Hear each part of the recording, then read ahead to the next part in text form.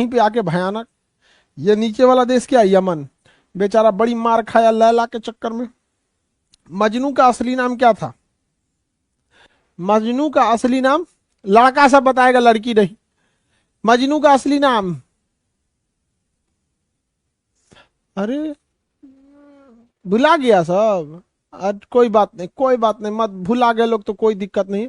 जब अपने कुचाओगे लोग ना तो फिर याद आएगा। भुला गया बबुआ, कैस नाम था, कैस। समझा गया? पिटाएगा सब तो फिर दिक्कत हो जाएगा। लड़की सब में कोई चीज होगा, लड़की का दोनों को पीटिएगा तो दोनों को देख के रहेगा, अरे तू पहिल का भी पिटा रहा है, हे भगवान दूसर को पिटा रहा है, अरे बाप बाप दोनों पिटा रहा है। अरे तुम लोग पिटाने से बचो, आगे बढ़े। लड़का लोग सावधान रहिए, इस सब सेक्टर में बहुत ज्यादा रिस्क है। वो दोनों को देख के अच्छा, उन लोग में गड़बड़ी, सब लोग खुश रखना चाहती है लोग, किसी को खराब ना लगे। हे भगवान, पापा क्या बोलेंगे, मम्मी क्या बोलेंगे, ठीक है एकरे पीट दीजिए, लोग पूछ दीजिए इसको, बेचारा दूसरा। आगे बढ़ते हैं। इस सब चक्कर में आप लोग को नहीं पढ़ना है, और अगर पढ़ना है तो इसके लिए मेंटली प्रिपेयर रहिएगा। आपका करियर चौपट होगा, समाज में आपको चार गो बात बोलेंगे लोग, इसका सबसे ज्यादा निगेटिव इंपैक्ट आपके छोटे भाई बहन पे पड़ेगा। इसलिए मजनू के केस स्टडी को समझिए और देखिए कि इतिहास गवाह है, इस चक्कर में बहुत रिस्क है। अब मेरी ओर ध्यान से जरा समझिएगा। ये इंडिया है, ये पाकिस्तान यहां से झांक रहा है, पाकिस्तान यहां से क्या कर रहा है, झांक रहा है। जियो पॉलिटिक्स में आप एक जगह बैठ के नहीं देख सकते, आपको हर जगह पे नजर रखना पड़ेगा, हर जगह पूरी दुनिया पे आपको क्या रखना पड़ेगा, नजर रखना पड़ेगा। तो हम लोग पूरी दुनिया को भी एक बार देख लेते हैं, पूरी दुनिया को देखिए ध्यान से बाबू। जियो पॉलिटिक्स का मतलब है कि पूरी दुनिया पे आपको नजर रखनी पड़ेगी। देखिए अगर आप देखेंगे तो जिस तरह से चाइना के लिए सरदर्द है मलक्का, ये चाइना है, और इस चाइना के लिए सरदर्द क्या है, मलक्का है। ये देखिए ये चाइना हो गया ना, इसके लिए सरदर्द क्या है, ये मलक्का। क्योंकि मलक्का के बाद भारत आना है, इस मलक्का के बाद एगो और बड़का सरदर्द चालू होता है। ध्यान से देखिए, ये पूरा देश यमन के नीचे से जाता है बाब अल मंदेब जल संधि होके, ये यमन के पास से जाता है बाब अल मंदेब जल संधि होके, और ये मिस्र के पास से निकलता है। तो यहां भी रिस्क है और यहां भी रिस्क है। दिक्कत ये है कि यहां पर ना यमन कुछ कर सकता है और ना यहां पर कोई जो जिबूती वगैरह छोटे देश है कुछ नहीं कर सकते। लेकिन समुद्र का यह पतला रास्ता जाता है, ये इंडिया मिल गया, यहां से पाकिस्तान झांक रहा है। अब आप इस नक्शा पे देखिए, ये पाकिस्तान है, यहाँ इंडिया होगा। ये पूरे देश जब जाएंगे सब तो किसके पास से गुजरेंगे सब, ये ये है बाब अल मंदेब जल संधि। इतना पतला रास्ता होके फिर ये स्वेज नहर को जाएंगे। अफ्रीका जब पढ़ेंगे तो स्वेज नहर पढ़ेंगे। तो जिस तरह मलक्का एक पतला जल का रास्ता था, उसी तरह बाब अल मंदेब जल संधि एक पतला रास्ता है। लेकिन यमन कोई खास देश नहीं है, मतलब पूरा पिछड़ चुका है यमन। इसकी राजधानी अदन है, या सॉरी इसके राजधानी सना है, इसका सबसे बड़ा शहर अदन है।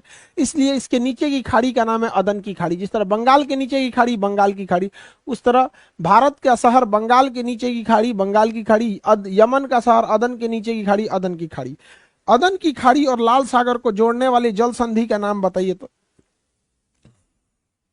ये लाल सागर है और ये अदन की खाड़ी है, इसे जोड़ने वाली जल संधि का नाम है बाब अल मंदेब जल संधि। बाब अल मंदेब, बाब अल मंदेब जल संधि। कौन सी जल संधि बाबू? बाब अल मंदेब जल संधि, ठीक है। All of you ready? अब देखिए बाबू ध्यान से समझिए। चाइना सोचता है कि हमारा सामान अगर मलक्का से निकल गया, अगर भारत के पास ये मलक्का, ये देखिए ये पाकिस्तान है, ये भारत है, मलक्का से निकल गया तो उसके लिए दूसरा चैलेंज आज नहीं तो कल बनेगा बाब अल मंदेब जल संधि। क्योंकि पतला रास्ता है बाब अल मंदेब जल संधि। समझ में आ गया कि नहीं आ गया? ठीक है। अब चाइना इसके लिए जुगाड़ लगाने के लिए चल गया, यहां से निकल गया वो अरब सागर में। ये देखिए पाकिस्तान है, इसके बगल में इंडिया है, यहां से तो मलक्का होके निकल गया। मलक्का से निकलने के बाद अब ये सोचा कि हम यहां पे क्या करेंगे, यहां पर क्या करेंगे। इसलिए आपको इस नक्शा में नहीं दिखेगा, अफ्रीका के नक्शा में दिखेगा। आप यहां देखिए, बाब अल मंदेब के पास यहाँ एक छोटा सा देश है जिसका नाम है जिबूती। हालांकि जिबूती जब हम अफ्रीका पढ़ेंगे तब आपको दिखाएंगे, जिबूती एक छोटा सा देश है। जिबूती एक छोटा सा देश है। आपके एटलस में ये जिबूती की जगह व्हाइट कलर कर दिया होगा, अफ्रीका लिखा होगा। अब ये जिबूती इतना छोटा देश है, जिबूती इतना समझदार निकला, इतना समझदार निकला, उसने कहा अमेरिका से कि देखो ये इतना पतला रास्ता है, तुम अगर चाहो तो हमारे यहाँ आके सैन्य अड्डा ले सकते हो, सैनिक अड्डा ले सकते हो, हमें बस उसका मंथली मंथली किराया दे देना, मंथली मंथली किराया दे देना। किस देश ने बोला बताइए? यमन बोला कि जिबूती बोला? यमन या जिबूती? अरे यमन बोला कि जिबूती बोला? ये तो ना ध्यान है, जिबूती। किसने बोला? जिबूती। अब ये जिबूती ध्यान से समझो लोग, इतना होशियार निकला, ये इतना होशियार निकला कि अमेरिका को कहा कि आप भी यहाँ सैन्य अड्डा ले लीजिए। अब सैन्य अड्डा लेना है, कोई आपको लिए हॉस्टल तो लेना नहीं है कि एगो बेड बिछाने का जगह मिल जाए, काम खत्म, 2000 रुपया किराया हो गया। जब सैन्य अड्डा लिया जाता है तो वहां पूरे रहने के लिए बिल्डिंग्स बनाई जाती हैं जहां 10-20 हजार फौजी रह सके, प्लेग्राउंड बनाया जाता है, स्कूल बनाया जाता है, सारी चीजें बनाई जाती है, फायर स्टेशन बनाया जाता है, एयरपोर्ट बनाया जाएगा, रेस्टोरेंट बनाएगा, पूरा एक शहर बसाया जाएगा। तो जिबूती ने कहा कोई दिक्कत नहीं, आइए ना बसाइए यहाँ पे, कितना जगह चाहिए? 500 एकड़ ले लीजिए हमसे, 500 एकड़ और किराया देते रहिए। यहाँ सोचिए, यहाँ पटना में आप रहते होंगे, आप एगो बेड बिछाने का लिए होंगे रूम, जो इतनी छोटा सा रूम है, उसका केवल अगर बेड रूम पे भी जाते होंगे तो 2000 रुपया लगता होगा। सोचिए, ये 500 एकड़ जमीन अमेरिका को दिया, करोड़ों रुपया महीना लिया। अमेरिका देखा कि ठीक है, उसके जहाज, पानी वाली जहाज, पनडुबियां या व्यापार होता है, तो सुरक्षित रहने के लिए यहाँ सैन्य अड्डा लेना जरूरी है। अमेरिका को देने के बाद ये फ्रांस के पास चल गया, ए फ्रांस, फ्रांस हो तुम भी ले लो, हम दे रहे हैं, तुमको भी दे देते हैं 500 एकड़, ओ पट्टी से तुम ले लो। तो जिबूती फ्रांस को भी दे दिया। यहां सैन्य अड्डा किसका है? फ्रांस का भी है। ये चल गया जापान के पास, का हो जापान, का हालचाल, तुमको भी दे देते हैं। जाके चल गया जापान को भी दे दिया, तो उसका सैन्य अड्डा जापान से भी हो गया। अब जिबूती आ गया चाइना के पास, काहे चाइना, अमेरिका बैठल है, फ्रांस बैठल है, जापान बैठल है, तुम कब बैठोगे? चाइनो चल आया। अब सोचिए, जिसका किराएदार इंटरनेशनल आदमी, उसको तो कोई दिक्कत नहीं, इतना छोटा देश, रेगिस्तान भरा हुआ है, कुछ होता नहीं है रेगिस्तान में, कितना अच्छा जुगाड़ लगाया। और यहीं यमन, इस ससुरा यमन शुरू से चौपट है, मजनू भी यहीं का था। देखिए, हम हमेशा बोलते हैं इस सब चक्कर में पड़िएगा तो दिमाग काम करना छोड़ देगा। वहीं बगले में देखिए जिबूती, इसका दिमाग काम किया कि नहीं किया? तुरंत निकल गया, सक्सेस हो गया, सबको सैन्य अड्डा वगैरह देके सक्सेस हो गया। आई यमन लला के चक्कर में खत्म, यहां कुछ हो पाया? इसलिए इस सब चक्कर में रिस्क है, रिस्क है कि नहीं है? तो लड़के लोग इस सब चक्कर में नहीं रहिए, और लड़की लोग लड़कों पे थोड़ा रहम किया कीजिए। समझ में आ गया? उन बच्चों का बहुत भविष्य का सवाल है, आगे बढ़ते हैं, ठीक है? चलिए, तो बताइए कौन सा ऐसा देश है जिसकी अर्थव्यवस्था विदेशी सैन्य अड्डे के किराए पे चलती है? कौन सा ऐसा देश है जिसकी अर्थव्यवस्था विदेशी सैन्य अड्डे के किराए पे चलती है? कौन सा देश? जिबूती। कौन देश? जिबूती। यमन क्यों पिछड़ गया? मजनू की वजह से नहीं रे गधा कहीं का, मजनू की वजह से यमन का पिछड़ेगा? भारत में तो हर गली में एगो मजनू घूम रहा है। यमन के पास आंतरिक समस्याएं ज्यादा है। ये बताओ बाबू, मेरी ओर ध्यान से देखो, पाकिस्तान जो झांक रहा है यहां पर, यहां का ग्वादर बंदरगाह किसने ले रखा है? चाइना। और यहां से सीपीईसी सड़क कौन ले गया है? चाइना। सीपीईसी सड़क चाइना ले गया है। चाइना की सोच देखिए, यहां से उतारेगा ग्वादर बंदरगाह और यहां से लेके चला जाएगा यमन, ये निकल गया जिबूती में। अब मेरी ओर ध्यान से समझो बाबू, अगर भारत सरकार चाहेगी तो क्या भारत सरकार को इसमें सैन्य अड्डा लेना चाहिए? जितने लोग कहते हैं लेना चाहिए, हाथ उठाइए। यस बोलिए। जितने लोगों को लगता है कि भारत सरकार को भी इसमें सैन्य अड्डा लेना चाहिए जिबूती में ताकि काउंटर किया जा सके, वो हाथ उठाइए। कुछ कुछ को लगता है। कितने लोग को लगता है कि नहीं लेना चाहिए, सैन्य अड्डा नहीं लेना चाहिए, पैसा की बर्बादी है। देखिए हमारे क्लास में सब निर्जीव चलाया है, सब उसको कोई मतलब नहीं है, नहीं लेना चाहिए, ठीक है। निर्जीव नहीं है सब, कुछ कुछ जिंदा है सब।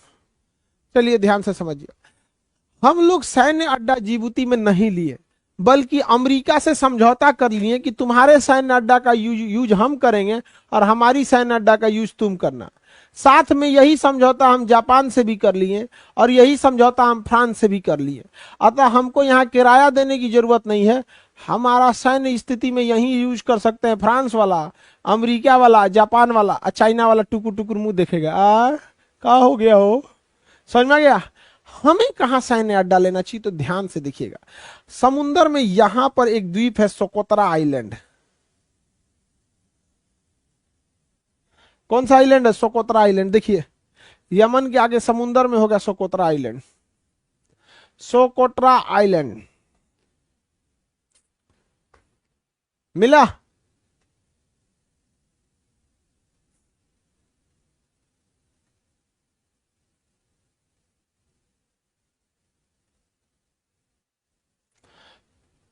कौन सा आइलैंड है? Socotra island.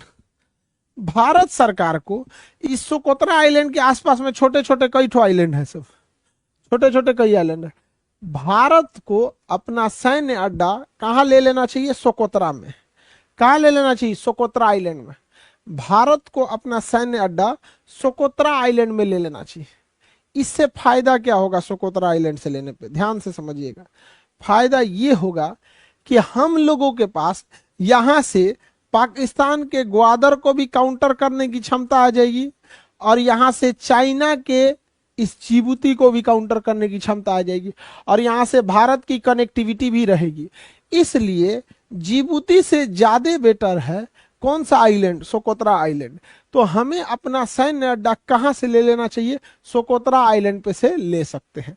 अगर ये सोकोत्रा आइलैंड पे लेंगे तो पूरा चिल्लाने लगेगा सब, या ऐसे कैसे ले लिया, भारत ले लिया, बवाल करने जा रहा है, वसुधैव कुटुंबकम कहता है मार नहीं करेंगे, आके मारने जा रहा है, सैन्य अड्डा ले लिया, हई हाउ हाउ दुनिया भर का चिल्लाने लगेगा।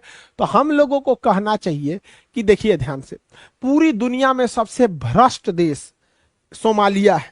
जिबूती के बगल में ये देश है सोमालिया। सोमालिया क्या करता है, यहां से कोई पानी वाली जहाज जाएगी ना तो जहाजिए किडनैप कर लेगा और चढ़ के जहाज के कैप्टन पे पट्टी पे बंदूक टान देगा, कहेगा तुम्हारे जहाज में 200 करोड़ रुपया का पेट्रोल जा रहा है या तुम्हारे जहाज में कंटेनर में ही जा रहा है, हम तो कंटेनर नहीं चुरा पाएंगे, लेकिन एक काम करो तुम्हारा खंड पट्टी उड़ा देंगे, नहीं तो हमको 20 करोड़ भेजवाओ, 30 करोड़ भेजवाओ। तो सोमालिया की अर्थव्यवस्था चलती है किडनैपिंग पर और जिबूती की अर्थव्यवस्था चलती है विदेशी सैन्य अड्डा पे। ये जहाजिए किडनैप कर लेता है सब। हम लोग का भी एक बार जहाज किडनैप कर लिया था सब।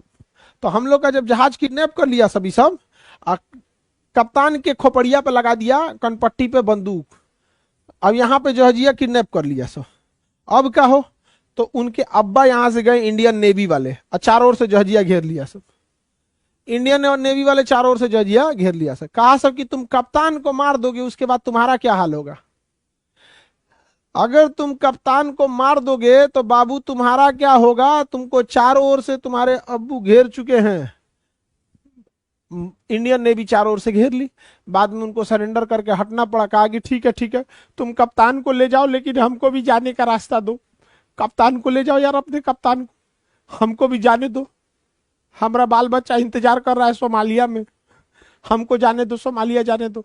तो इंडियन नेवी कही कि चल निकल, पतली गली से निकल, जहाज लेके निकल दिए यहाँ पे। तो भारत के जहाजों को नहीं छेड़ता है सब। रीजन क्या है? यहीं से आना है हम लोग को। देखिए कितना दूर थोड़ी है, ईरान है, ईरान है, ये बेटा झांक रहा है, ये बेटा इधर झांक रहा है ना ये। अब यहां से गुजरात चालू हो जाएगा, समझ में आ गया कि नहीं आ गया? तो हम लोग तो यही है, हम लोग का बेटवा झांक रहा है कि नहीं झांक रहा है यहाँ पे? अब देखिए हम लोग को तो आना पास है, हम लोग धो देंगे लोग।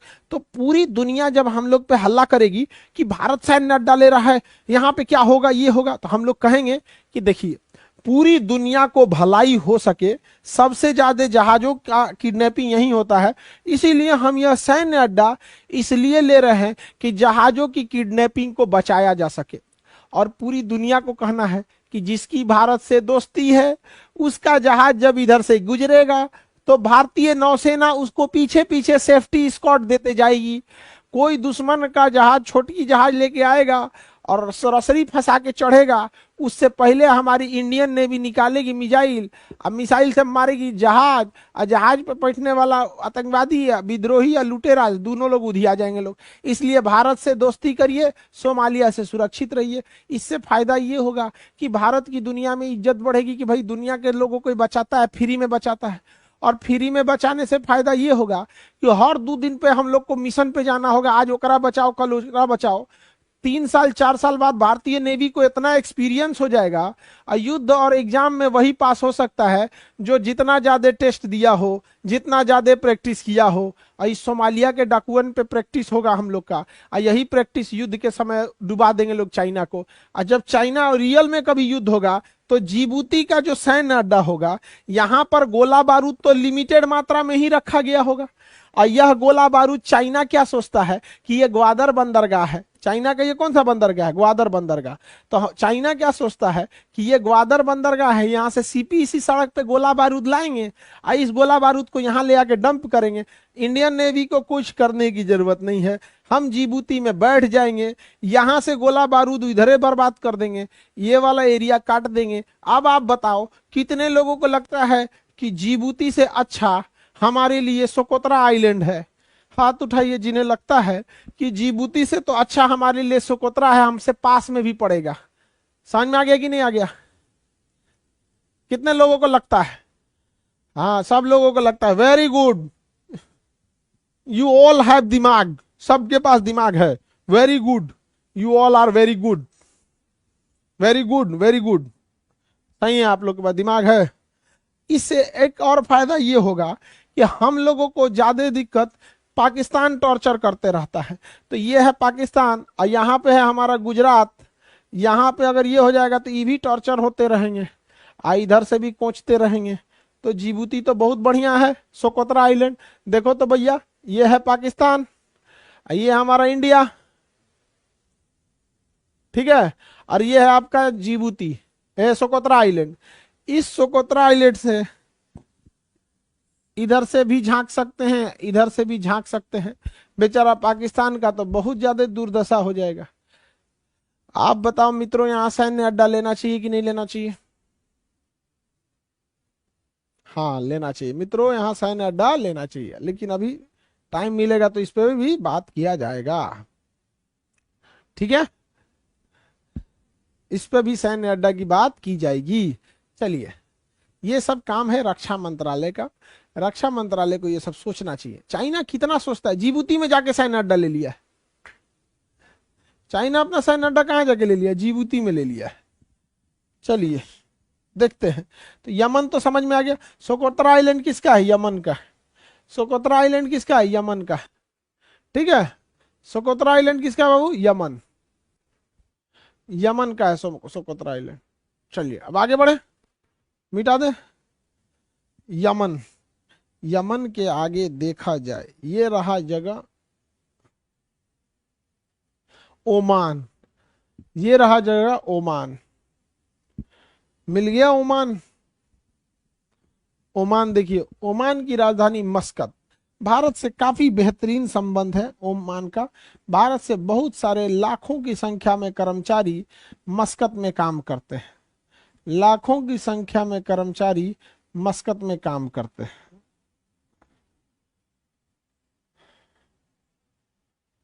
कहाँ काम करते हैं? मस्कत में काम करते हैं।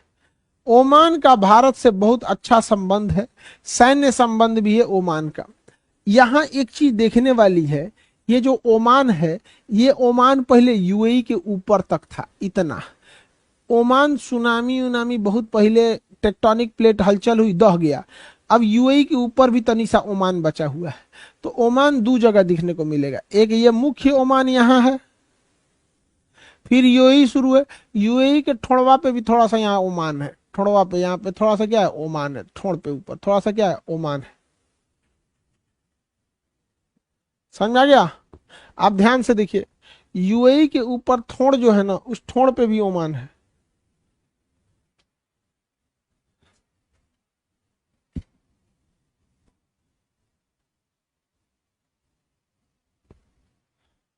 मिल गया?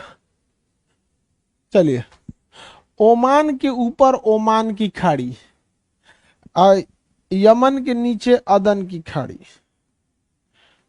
ओमान की खाड़ी और अदन की खाड़ी, ओमान की खाड़ी और अदन की खाड़ी, ओमान की खाड़ी और अदन की खाड़ी।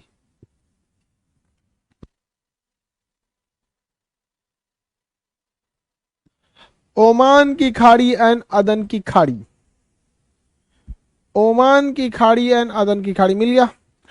चलिए, यूएई तो देख ही लिए हैं, ये जगह है यूएई। अब देखिए कितना टिपिकल आजकल का एग्जाम होते जा रहा है। आप समझिए, अगर कोई लड़का मैप देखेगा तो उसको यही लगेगा ना कि ये यूएई है और यूएई के ऊपर ईरान है। लेकिन इतना बारीकी से कौन ध्यान देता है बाबू कि यूएई के ऊपर आई नोकवा पे ओमान है? इतना बारीकी से कौन ध्यान देने जाता है कि थोड़ा सा 2-3 कट्ठा ओमान यहां भी है। हालांकि ओमान की मुख्य भूमि यहां पे है, लेकिन इसके अलावे भी ओमान ऊपर है, यह आपको पता है। लेकिन बताइए, इतना ध्यान कौन देता है कि एक्चुअल में ईरान की सीमा ओमान से लगती है, यूएई से नहीं लगती है। समुद्री सीमा ओमान से पास है। तो बताइए ध्यान से, इस जल संधि का नाम है, यहां जो पतला समुद्र का नाम है उसका नाम है हारमुज जल संधि। हारमुज जल संधि के ऊपर ईरान है। लड़का तो आराम से मार देगा कि नीचे यूएई है। बताइए, गलती आप मार देंगे कि नहीं? इस जल संधि का नाम है हारमुज जल संधि, ऊपर आप मारेंगे ईरान, इसमें कोई दिक्कत नहीं है। लेकिन नीचे अमूमन आप मार देंगे कि यूएई, जबकि यूएई के खोपड़िया पे तनी सा 2 कट्ठा किसका है? यूएई के खोपड़िया पे किसका है बाबू? ओमान का है। यूएई के खोपड़ी पे किसका है? ओमान का है। तो ये क्वेश्चन पीसीएस में पूछा था, यूपी पीसीएस के एग्जाम में क्वेश्चन पूछा। सुनिए ध्यान से, हारमुज जल संधि, सुनिए ध्यान से बाबू, देखिए हारमुज जल संधि, ये जल संधि है हारमुज जल संधि। हारमुज जल संधि फारस की खाड़ी और ओमान की खाड़ी को जोड़ता है। फारस की खाड़ी और ओमान की खाड़ी को जोड़ता है। किसे अलग करता है? तो ऊपर में तो ईरान, और नीचे में अमूमन लड़का मार के चला आया कि यूएई को अलग करता है। नीचे किसको अलग करा के चला आया? यूएई को।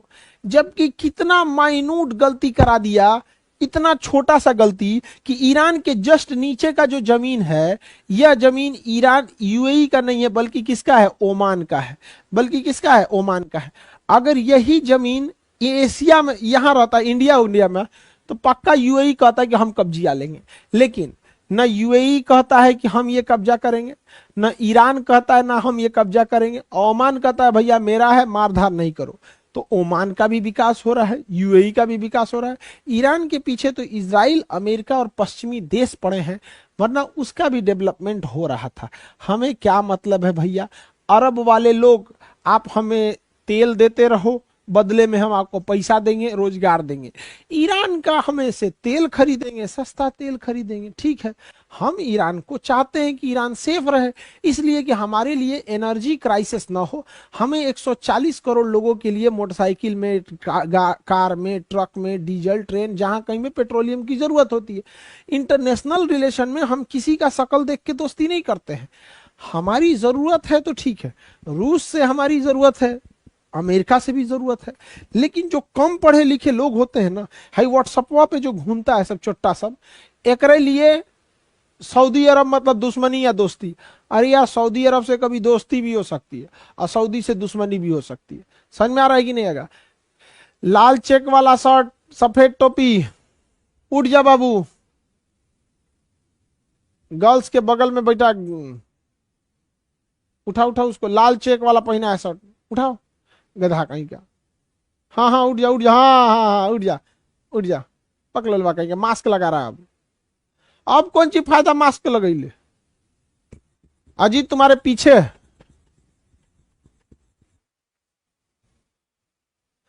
पीला शर्ट खड़ा क्यों होता है तुम? आगे बढ़िए, चलिए ध्यान से। इधर देखो बाबू, हो गया बाबू को सोने दो, सो जाने दो, बेचारा यमन का है, सोने दो उसको, क्या दिक्कत है। रात में उसको बतियाया होगा, रात में बतियला के बाद नींद में, सुबह में तो पक्का नींद आएगी। रात में देर तक फोन पे बतियाएंगे, सुबह नींद पक्का आएगी। कोई बात नहीं, कोई बात नहीं, सो सो सो, मेहनत किया है बेचारा, रात भर बतियाया है, फिजिक्स समझाया होगा। क्यों, लड़के तो अच्छे होते हैं ना। समझाओ ससुरा, समझाओ। तुम जाएगा एक दिन पुरान लोहा के भाव में, कबाड़ में। लड़का लोगों को समझाते हैं, नहीं समझता है। अगर किसी लड़की को पढ़ाई करना है, तुम उसमें फोन करोगे तो स्पष्ट बोल देगी अभी पढ़ रहे हैं, बाद में बतियाओ। और उसका पढ़ाई कंप्लीट हो गया तो तुम उससे बतियाओ अपना पढ़ाई छोड़ के। इसलिए अपनी सुरक्षा अपने हाथ में है। ईरान ओमान समझ में आ गया। तो ईरान और इसके बीच जो हार्मुज जल संधि है, वो यूपर में ईरान है, नीचे में ओमान है, ना कि यूएई है। देखिए यूएई जो है उसका पूरा नाम होता है यूनाइटेड अरब अमीरात, यूएई, यूनाइटेड अरब अमीरात। इसमें 7 राज्य हैं। कितने राज्य हैं? 7 राज्य हैं। इन 7 राज्यों में से एक राज्य है जिसका नाम है दुबई। 7 राज्यों में से एक राज्य है जिसका नाम है दुबई।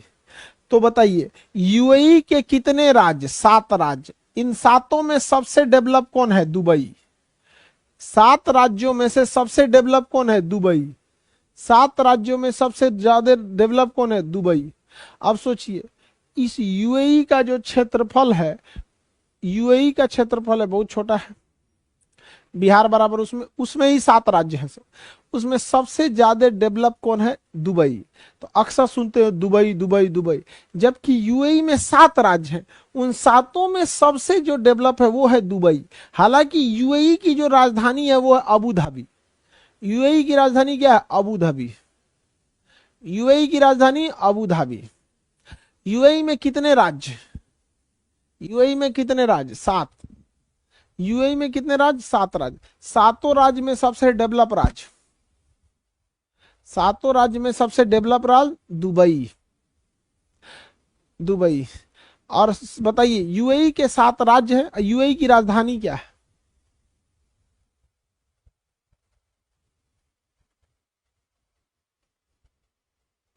यूएई की राजधानी अबू धाबी। ठीक है, समझ में आ गया।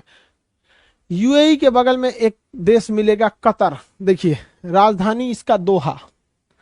यूएई के बगल में एक देश मिलेगा कतर, राजधानी दोहा। कतर राजधानी दोहा। कतर राजधानी दोहा। राजधानी दोहा। कतर की राजधानी दोहा। कतर की राजधानी दोहा। अब देखिए कुछ चीजों के लिए कतर, जिससे आपसे फिक्स पूछेगा 2022 का फीफा ओलंपिक, फीफा फुटबॉल कहां हुआ था? कतर में। फीफा फुटबॉल कहां हुआ था? कतर में हुआ था। कहां हुआ था बाबू? कतर में। अब कुछ चीज कतर के बारे में याद रखिए जो फिक्स है, जो आपसे पूछेगा। कतर के पास बहुत ज्यादा मात्रा में नेचुरल गैस और पेट्रोलियम भरा हुआ है। तो कतर के पास जितना पेट्रोलियम नहीं है उससे ज्यादा गैस है। तो कतर के पास पेट्रोलियम भी है और गैस भी है, लेकिन गैस की मात्रा ज्यादा है। तो गैस और पेट्रोलियम के लिए भरपूर मात्रा में कतर है। लेकिन ये याद करके फायदा क्या होगा? वो तो ससुरा पूरे मिडिल ईस्ट के पास है। पूरे मिडिल ईस्ट के पास गैस और पेट्रोलियम का भंडार है। पूरे मिडिल ईस्ट के पास गैस और पेट्रोलियम का क्या है बाबू? भंडार है कि नहीं है? पूरा भंडार ही तो क्वेश्चन आएगा नहीं। कतर का एक अखबार है, पूरी दुनिया में तबाही लाता है, नाम है उसका अल जजीरा। कतर का अखबार है अल जजीरा। अल जजीरा। अरे ऐसा ऐसा छापता है ना न्यूज कि बढ़िया बढ़िया प्रधानमंत्री लोग का खून खौल जाता है कि ससुरा खड़े छाप दिया। समझ में आ गया कि नहीं आ गया? खड़े छाप देता है वहां पे। तो अल जजीरा जो न्यूज है ये कतर का न्यूज है, बड़ी ज्यादा वह। तो अल जजीरा न्यूज कहाँ है? कतर का है। दूसरा, कतर की एक एयरलाइन है, जहाज है, जिसका नाम है कतर एयरवेज। कतर की जहाज है कतर एयरवेज। वो अपने ग्राहकों को बेहतर सुविधा देने के लिए पूरी दुनिया में फेमस। कतर एयरवेज और यूएई का एमिरेट्स एयरवेज, 2 एयरवेज दुनिया में सबसे फेमस है। कतर एयरलाइंस और एमिरेट्स। कतर और एमिरेट्स, दो जहाजें, एक एकदम फेमस है सर, एक है कतर एयरवेज एंड एक है एमिरेट्स।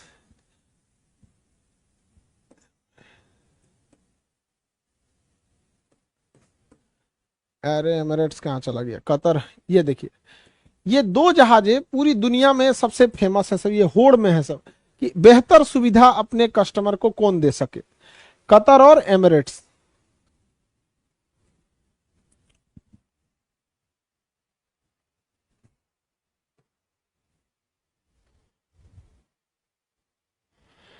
जहाज में ये दोनों होड़ लगाए हैं सब। हमारे यहाँ क्या है कि लोगों के पास पैसे कम है, तो हम लोग ये सोचते हैं कि सबसे सस्ता टिकट कौन दे रहा है, कोई मतलब नहीं कि इस जहाज में जाएंगे कि इस जहाज में नहीं जाएंगे। लेकिन ये जो दोनों देश हैं सब, यूएई की एयरलाइन का नाम एमिरेट्स, कतर की एयरलाइन का नाम कतर एयरवेज, दोनों एक पास। ये रहा यूएई, देखिए ध्यान से, ये रहा कौन देश, यूएई, यूनाइटेड अरब अमीरात। कितने राज्य बाबू, 7।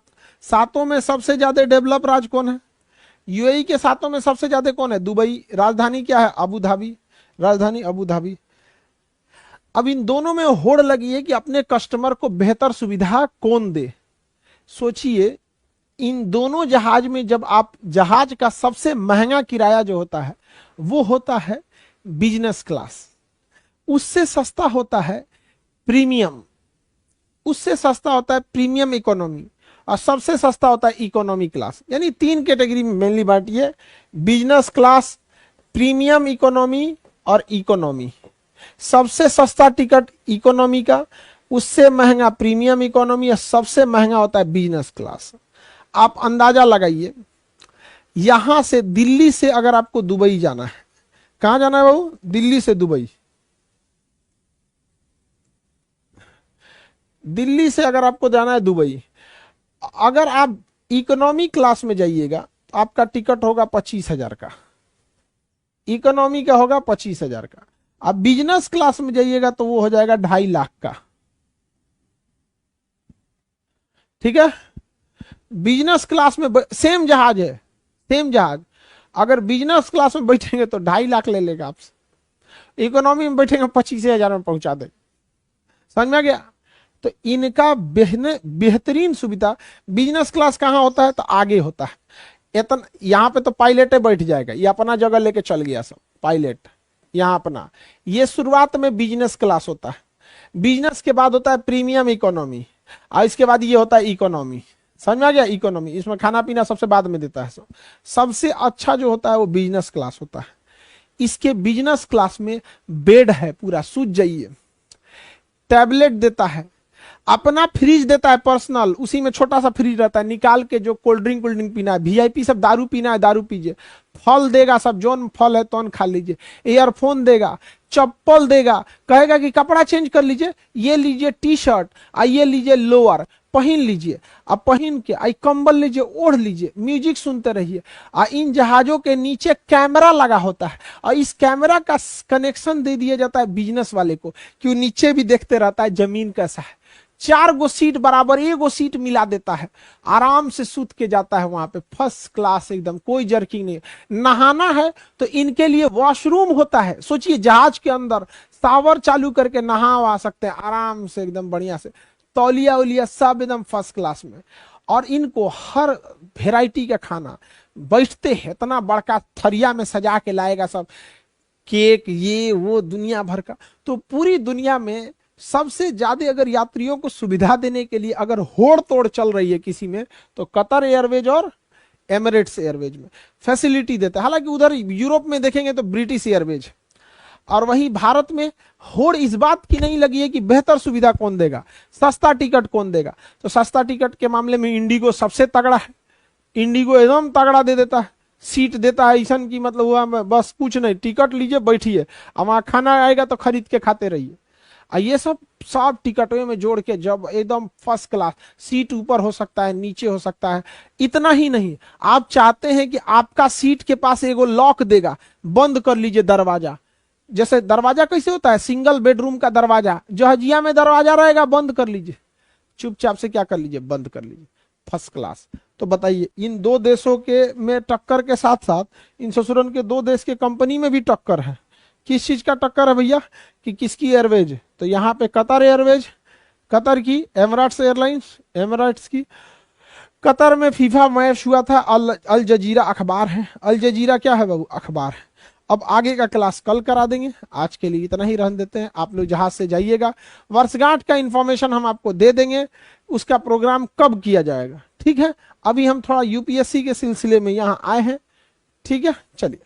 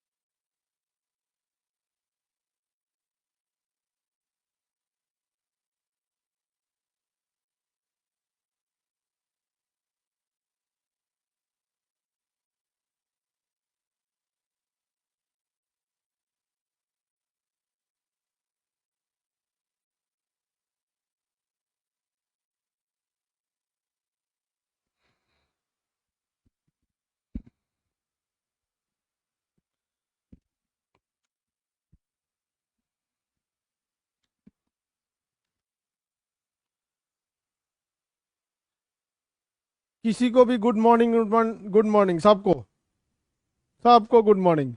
अब कल हम इससे पहले जो आपको पढ़ाए थे उसमें हम आपको टेस्ट भी लिए थे। टेस्ट में कुछ लड़के अच्छे भी परफॉर्म करते हैं, कुछ बौका बौका होता है सब, उन सब का कोई इलाज नहीं है। हम आपको मिडिल ईस्ट बताए थे, रेडी हैं आप लोग। मिडिल ईस्ट में कितने देश, 7 या 8। मिडिल ईस्ट में कितने देश, 7 या 8, 17 देश। मौका सब 7 को कैसे बता दिया सर, इन नक्शा को क्या हो गया, oh my God what happen, oh my God, ये नक्शा में क्या हो गया जी, टेढ़ा कैसे हो गया ये, हाँ सीधा हो। चलिए अब ध्यान से देखते हैं, मिडिल ईस्ट तक पढ़ा दिए थे, सऊदी अरब बता दिए, यहां तक में किसी को कोई दिक्कत नहीं था। सऊदी अरब मिडिल ईस्ट का सबसे बड़ा कंट्री, और मिडिल ईस्ट में पावरफुल की अगर बात कीजिएगा, पूरे मिडिल ईस्ट में सबसे पावरफुल कौन है, तो पूरे मिडिल ईस्ट में सबसे पावरफुल तुर्की है। पूरे मिडिल ईस्ट में सबसे पावरफुल तुर्की, तुर्की तुर्की टर्की। किसी को दिक्कत, आवाज ठीक से जा रही है ना। पूरे मिडिल ईस्ट में सबसे पावरफुल कौन है, टर्की है। पूरे मिडिल ईस्ट में सबसे डेवलप कौन है, तो यूएई है, यूएई। लेकिन पूरे मिडिल ईस्ट में डिप्लोमेटिक कूटनीतिक संबंध या मिडिल ईस्ट का लीडर कहिए तो सऊदी अरब है। वो धार्मिक रूप से भी लीडर है, ऐसे भी लीडर है। सऊदी अरब जो है, यहाँ पर उसके शहर मक्का है और यहाँ पर मदीना है। मक्का और मदीना ये दोनों जगह हज के लिए है। मक्का जो है और ये मदीना है, ये हज के लिए प्रसिद्ध है। समझ में आ गया कि नहीं आ गया। यहाँ पे है जेद्दा, इसका बहुत बड़ा शहर है। ये रियाद इसकी राजधानी है, जेद्दा रियाद इसकी राजधानी है, रियाद इसकी राजधानी है, ठीक है।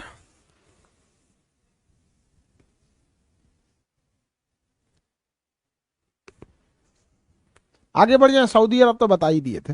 सऊदी अरब की सीमा अरब सागर से, लाल सागर से भी लगती है, इधर फारस की खाड़ी से भी लगती है। लाल सागर से भी लगती है और फारस की खाड़ी से भी लगती है। लाल सागर का लाल रंग ट्राइकोडेस्मियम एरिथ्रियम नामक शैवाल के कारण होता है। ट्राइकोडेस्मियम एरिथ्रियम नामक शैवाल के कारण होता है लाल सागर का लाल रंग। आगे बढ़ जाए, लाल सागर का लाल रंग किसके कारण, ट्राइकोडेस्मियम एरिथ्रियम नामक शैवाल के कारण,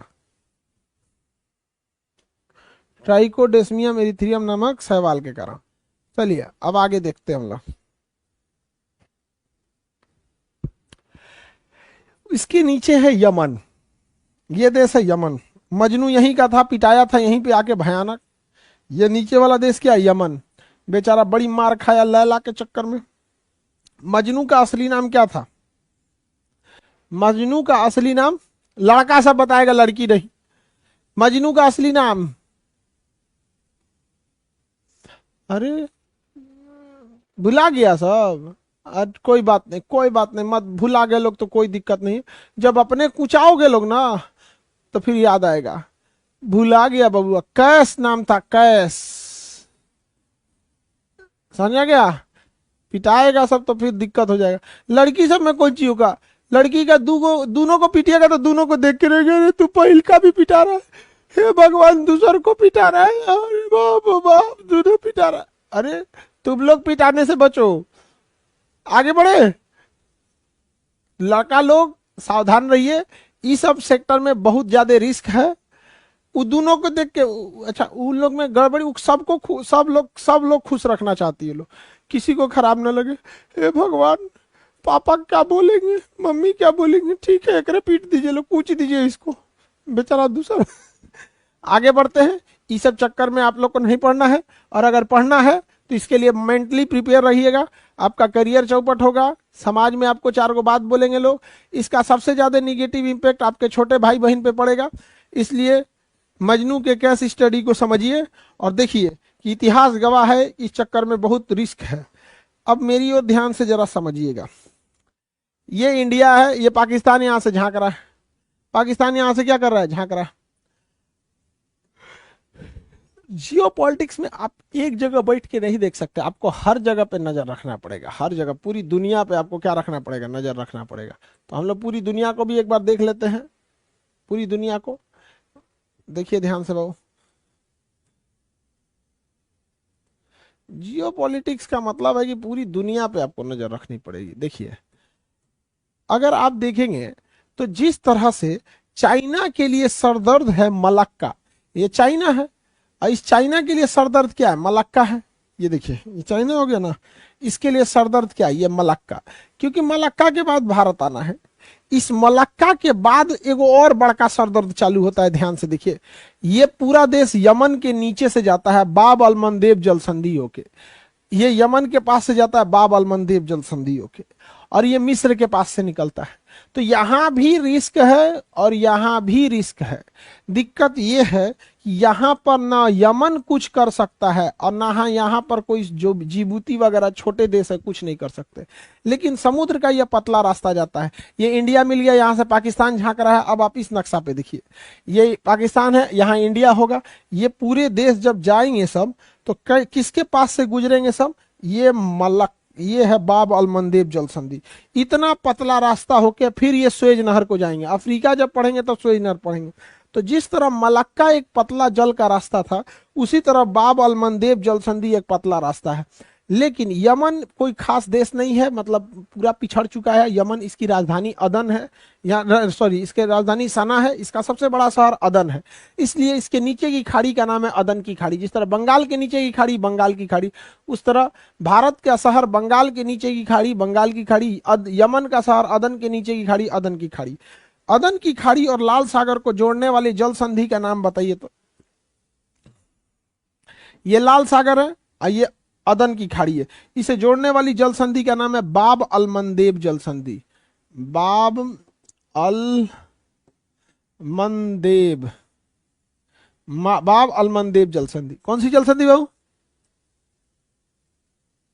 बाब अल मंदेब जल संधि, ठीक है। All of you ready? अब देखिए बाबू, ध्यान से समझिए।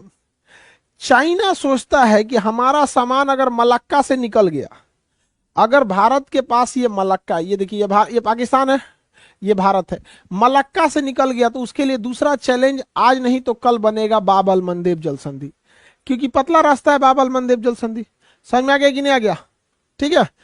अब चाइना इसके लिए जुगाड़ लगाने के लिए चल गया, यहां से निकल गया वो अरब सागर में। ये देखिए पाकिस्तान है, इसके बगल में इंडिया है, यहां से तो मलक्का होके निकल गया।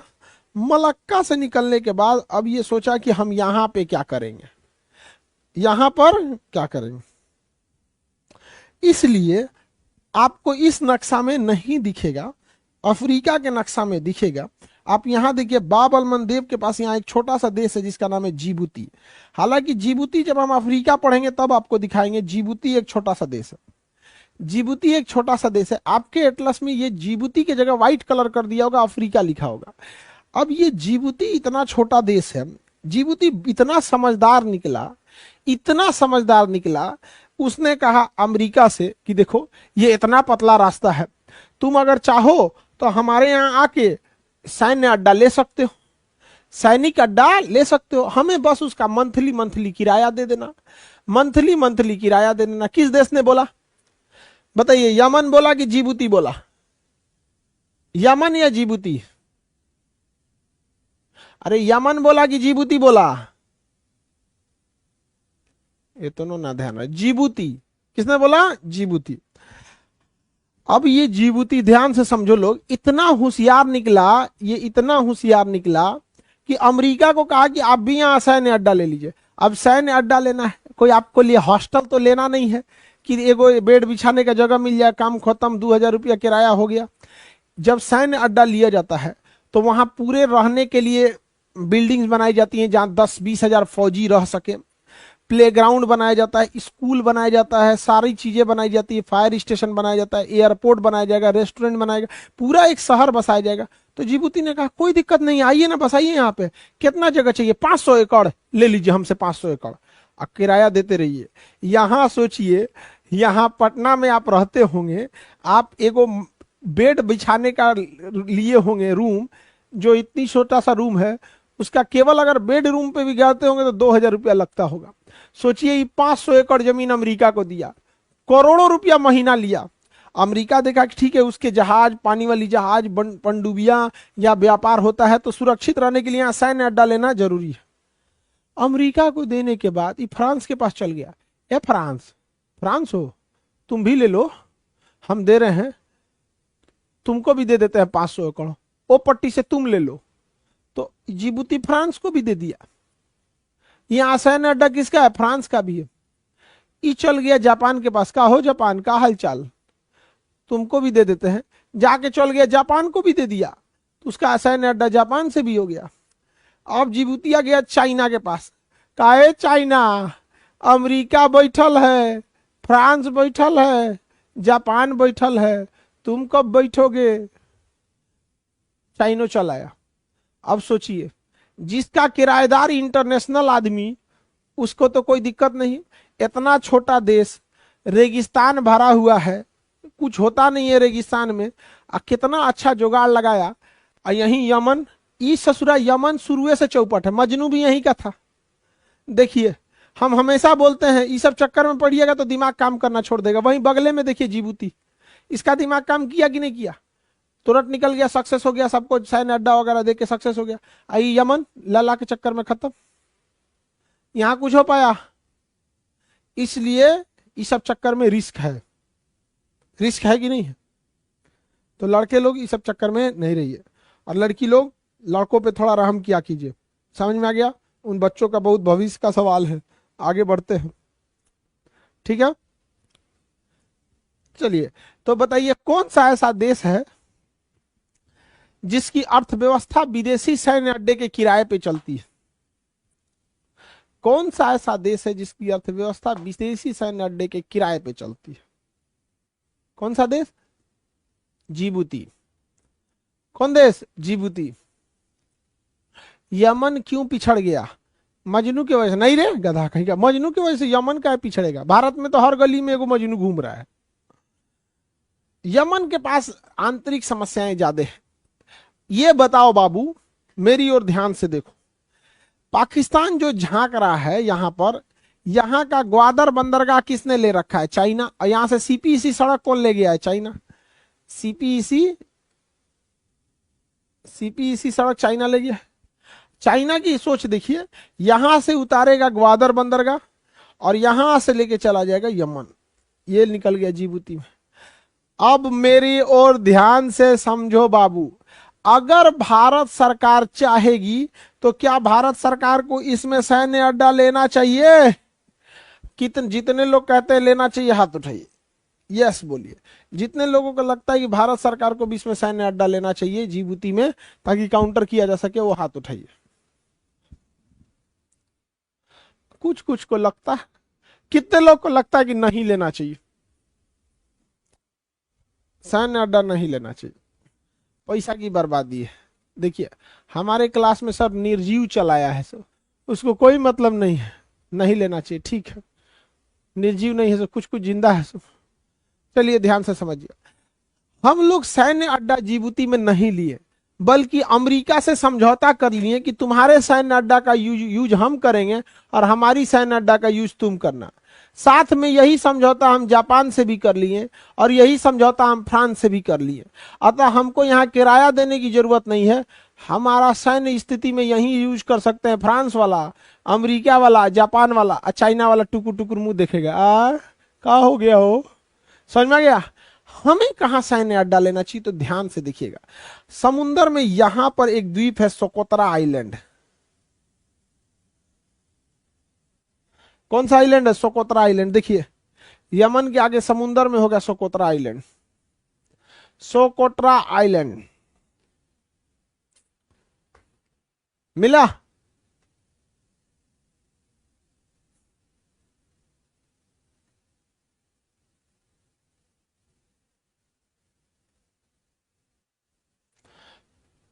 कौन सा आइलैंड है? Socotra island. भारत सरकार को इस सोकोत्रा आइलैंड के आसपास में छोटे छोटे कई ठो आइलैंड है, सब छोटे छोटे कई आइलैंड है। भारत को अपना सैन्य अड्डा कहां ले लेना चाहिए? सोकोत्रा में। कहां ले लेना चाहिए? सोकोत्रा आइलैंड में। भारत को अपना सैन्य अड्डा सोकोत्रा आइलैंड में ले लेना चाहिए। इससे फायदा क्या होगा सोकोत्रा आइलैंड से लेने पे? ध्यान से समझिएगा। फायदा ये होगा कि हम लोगों के पास यहां से पाकिस्तान के ग्वादर को भी काउंटर करने की क्षमता आ जाएगी और यहां से चाइना के इस जिबूती को भी काउंटर करने की क्षमता आ जाएगी और यहां से भारत की कनेक्टिविटी भी रहेगी। इसलिए जिबूती से ज्यादा बेटर है कौन सा आइलैंड? Socotra island. तो हमें अपना सैन्य अड्डा कहां से ले लेना चाहिए? सोकोत्रा आइलैंड पे से ले सकते हैं। अगर ये सोकोत्रा आइलैंड पे लेंगे तो पूरा चिल्लाने लगेगा सब, ये ऐसे कैसे ले लिया, भारत ले लिया, बवाल करने जा रहा है, वसुधैव कुटुंबकम कहता है मार नहीं करेंगे, आके मारने जा रहा है, सैन्य अड्डा ले लिया, हाई हाउ हाउ दुनिया भर का चिल्लाने लगेगा। तो हम लोगों को कहना चाहिए कि देखिए ध्यान से, पूरी दुनिया में सबसे भ्रष्ट देश सोमालिया है। जिबूती के बगल में ये देश है सोमालिया। सोमालिया क्या करता है, यहां से कोई पानी वाली जहाज जाएगी ना तो जहाजिए किडनैप कर लेगा और चढ़ के जहाज के कैप्टन पे पट्टी पे बंदूक टान देगा, कहेगा तुम्हारे जहाज में 200 करोड़ रुपया का पेट्रोल जा रहा है या तुम्हारे जहाज में कंटेनर में ही जा रहा है, हम तो कंटेनर नहीं चुरा पाएंगे, लेकिन एक काम करो तुम्हारा खंड पट्टी उड़ा देंगे, नहीं तो हमको 20 करोड़ भेजवाओ, 30 करोड़ भेजवाओ। तो सोमालिया की अर्थव्यवस्था चलती है किडनैपिंग पर और जिबूती की अर्थव्यवस्था चलती है विदेशी सैन्य अड्डा पे। ये जहाजिए किडनैप कर लेता है सब। हम लोग का भी एक बार जहाज किडनैप कर लिया था सब। तो हम लोग का जब जहाज किडनैप कर लिया सभी सब, कप्तान के खोपड़िया पे लगा दिया कनपट्टी पे बंदूक, अब यहाँ पे जहाजिया किडनैप कर लिया सब। अब क्या हो, तो उनके अब्बा यहां से गए इंडियन नेवी वाले और चारों ओर से जहाजिया घेर लिया सब। इंडियन और नेवी वाले चारों ओर से जहाजिया घेर लिया सब। कहा सब कि तुम कप्तान को मार दोगे उसके बाद तुम्हारा क्या हाल होगा? अगर तुम कप्तान को मार दोगे तो बाबू तुम्हारा क्या होगा? तुमको चारों ओर से तुम्हारे अब्बू घेर चुके हैं। इंडियन नेवी चारों ओर से घेर ली, बाद में उनको सरेंडर करके हटना पड़ा। कहा कि ठीक है तुम कप्तान को ले जाओ, लेकिन हमको भी जाने का रास्ता दो। कप्तान को ले जाओ यार, अपने कप्तान को, हमको भी जाने दो, हमारा बाल बच्चा इंतजार कर रहा है सोमालिया में, हमको जाने दो, सोमालिया जाने दो। तो इंडियन नेवी कही कि चल निकल, पतली गली से निकल, जहाज लेके निकल दिए यहाँ पे। तो भारत के जहाजों को नहीं छेड़ता है सब। रीजन क्या है? यहीं से आना है हम लोग को। देखिए कितना दूर थोड़ी है, ईरान है, ईरान है, ये बेटा झांक रहा है, ये बेटा इधर झांक रहा है ना ये। अब यहां से गुजरात चालू हो जाएगा, समझ में आ गया कि नहीं आ गया? तो हम लोग तो यही है, हम लोग का बेटवा झांक रहा है कि नहीं झांक रहा है यहाँ पे? अब बताइए, हम लोग को तो आना पास है, हम लोग धो देंगे लोग। तो पूरी दुनिया जब हम लोग पे हल्ला करेगी कि भारत सैन्य अड्डा ले रहा है, यहाँ पे क्या होगा, ये होगा, तो हम लोग कहेंगे कि देखिए पूरी दुनिया को भलाई हो सके, सबसे ज्यादा जहाजों का किडनैपिंग यही होता है। इसीलिए हम यह सैन्य अड्डा इसलिए ले रहे हैं कि जहाजों की किडनैपिंग को बचाया जा सके। और पूरी दुनिया को कहना है कि जिसकी भारत से दोस्ती है उसका जहाज जब इधर से गुजरेगा तो भारतीय नौसेना उसको पीछे पीछे सेफ्टी स्कॉट देते जाएगी। कोई दुश्मन का जहाज, छोटी जहाज लेके आएगा और सरसरी फंसा के चढ़ेगा, उससे पहले हमारी इंडियन नेवी निकालेगी मिसाइल, अब मिसाइल से मारेगी जहाज, और जहाज पर बैठने वाला आतंकवादी या विद्रोही या लुटेरा दोनों लोग उधिया जाएंगे लोग। इसलिए भारत से दोस्ती करिए, सोमालिया से सुरक्षित रहिए। इससे फायदा ये होगा कि भारत की दुनिया में इज्जत बढ़ेगी कि भाई दुनिया के लोगों को बचाता है, फ्री में बचाता है। और फ्री में बचाने से फायदा ये होगा कि हर 2 दिन पे हम लोग को मिशन पे जाना होगा, आज ओकरा बचाओ कल ओकरा बचाओ। 3 साल 4 साल बाद भारतीय नेवी को इतना एक्सपीरियंस हो जाएगा और युद्ध और एग्जाम में वही पास हो सकता है जो जितना ज्यादा टेस्ट दिया हो, जितना ज्यादा प्रैक्टिस किया हो। और इस सोमालिया के डाकुअन पे प्रैक्टिस होगा हम लोग का, और यही प्रैक्टिस युद्ध के समय डुबा देंगे लोग चाइना को। और जब चाइना और रियल में कभी युद्ध होगा तो जिबूती का जो सैन्य अड्डा होगा, यहाँ पर गोला बारूद तो लिमिटेड मात्रा में ही रखा गया होगा। और यह गोला बारूद चाइना क्या सोचता है कि ये ग्वादर बंदरगाह है, चाइना का ये कौन सा बंदरगाह है, ग्वादर बंदरगाह। तो चाइना क्या सोचता है कि ये ग्वादर बंदरगाह है, यहाँ से सीपी इसी सड़क पे गोला बारूद लाएंगे और इस गोला बारूद को यहाँ ले आके डंप करेंगे। इंडियन नेवी को कुछ करने की जरूरत नहीं है, हम जिबूती में बैठ जाएंगे, यहाँ से गोला बारूद इधरे बर्बाद कर देंगे, ये वाला एरिया काट देंगे। अब आप बताओ कितने लोगों को लगता है कि जिबूती से अच्छा हमारे लिए सोकोत्रा आइलैंड है? हाथ उठाइए जिन्हें लगता है कि जिबूती से तो अच्छा हमारे लिए सोकोत्रा है, हमसे पास में भी पड़ेगा। समझ में आ गया कि नहीं आ गया? कितने लोगों को लगता है? हाँ, सब लोगों को लगता है। Very good, you all have दिमाग, सबके पास दिमाग है। Very good, you all are very good, very good, very good. सही है, आप लोग के पास दिमाग है। इससे एक और फायदा ये होगा कि हम लोगों को ज्यादा दिक्कत, पाकिस्तान टॉर्चर करते रहता है, तो ये है पाकिस्तान और यहाँ पे है हमारा गुजरात। यहाँ पे अगर ये हो जाएगा तो ये भी टॉर्चर होते रहेंगे, इधर से भी कोचते रहेंगे। तो जिबूती तो बहुत बढ़िया है, सोकोत्रा आइलैंड। देखो तो भैया, ये है पाकिस्तान, ये हमारा इंडिया, ठीक है, और ये है आपका जिबूती, है सोकोत्रा आइलैंड। इस सोकोत्रा आइलैंड से इधर से भी झांक सकते हैं, इधर से भी झांक सकते हैं। बेचारा पाकिस्तान का तो बहुत ज्यादा दुर्दशा हो जाएगा। आप बताओ मित्रों, यहां सैन्य अड्डा लेना चाहिए कि नहीं लेना चाहिए? हाँ, लेना चाहिए मित्रों, यहाँ सैन्य अड्डा लेना चाहिए, लेकिन अभी टाइम मिलेगा तो इस पे भी बात किया जाएगा, ठीक है? इस पे भी सैन्य अड्डा की बात की जाएगी। चलिए, ये सब काम है रक्षा मंत्रालय का।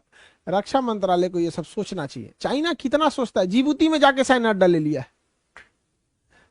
चाइना अपना सैन्य अड्डा कहां जाके ले लिया? जिबूती में ले लिया है। चलिए देखते हैं। तो यमन तो समझ में आ गया। सोकोत्रा आइलैंड किसका है? यमन का। सोकोत्रा आइलैंड किसका है? यमन का, ठीक है। सोकोत्रा आइलैंड किसका है बाबू? यमन, यमन का है सोकोत्रा आइलैंड। चलिए अब आगे बढ़े, मिटा दे यमन। यमन के आगे देखा जाए, ये रहा जगह ओमान, ये रहा जगह ओमान। मिल गया ओमान। ओमान देखिए, ओमान की राजधानी मस्कत। भारत से काफी बेहतरीन संबंध है ओमान का। भारत से बहुत सारे लाखों की संख्या में कर्मचारी मस्कत में काम करते हैं, लाखों की संख्या में कर्मचारी मस्कत में काम करते हैं।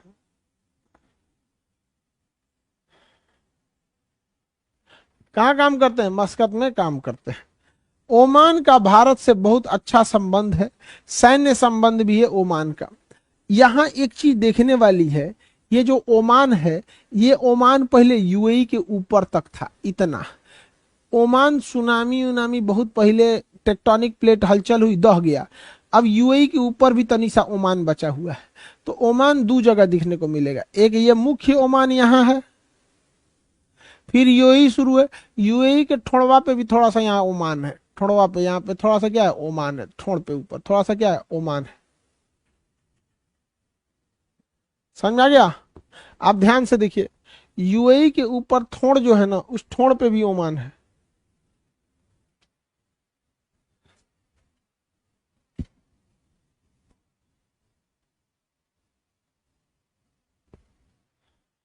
मिल गया? चलिए, ओमान के ऊपर ओमान की खाड़ी, और यमन के नीचे अदन की खाड़ी। ओमान की खाड़ी और अदन की खाड़ी, ओमान की खाड़ी और अदन की खाड़ी, ओमान की खाड़ी और अदन की खाड़ी।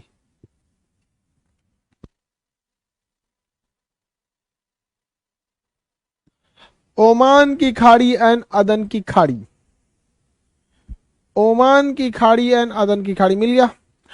चलिए, यूएई तो देख ही लिए हैं, ये जगह है यूएई। अब देखिए कितना टिपिकल आजकल का एग्जाम होते जा रहा है। आप समझिए, अगर कोई लड़का मैप देखेगा तो उसको यही लगेगा ना कि ये यूएई है और यूएई के ऊपर ईरान है। लेकिन इतना बारीकी से कौन ध्यान देता है बाबू कि यूएई के ऊपर ही नोकवा पे ओमान है?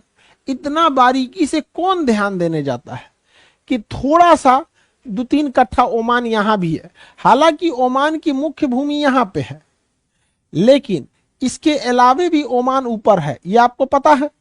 लेकिन बताइए, इतना ध्यान कौन देता है कि एक्चुअल में ईरान की सीमा ओमान से लगती है, यूएई से नहीं लगती है। समुद्री सीमा ओमान से पास है। तो बताइए ध्यान से, इस जल संधि का नाम है, यहां जो पतला समुद्र का नाम है उसका नाम है हारमुज जल संधि।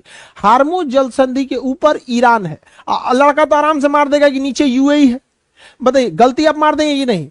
इस जल संधि का नाम है हारमुज जल संधि, ऊपर आप मारेंगे ईरान, इसमें कोई दिक्कत नहीं है। लेकिन नीचे अमूमन आप मार देंगे कि यूएई, जबकि यूएई के खोपड़िया पे तनी सा 2 कट्ठा किसका है? यूएई के खोपड़िया पे किसका है बाबू?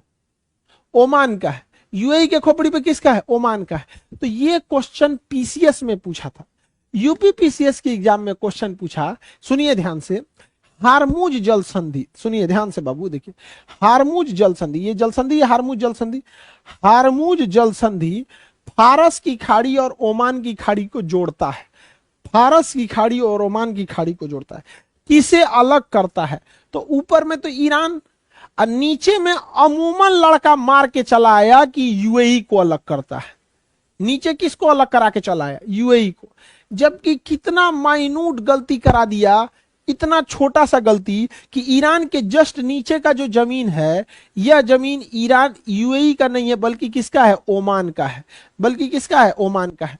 अगर यही जमीन एशिया में यहां रहता, इंडिया में, तो पक्का यूएई कहता है कि हम कब्जा लेंगे।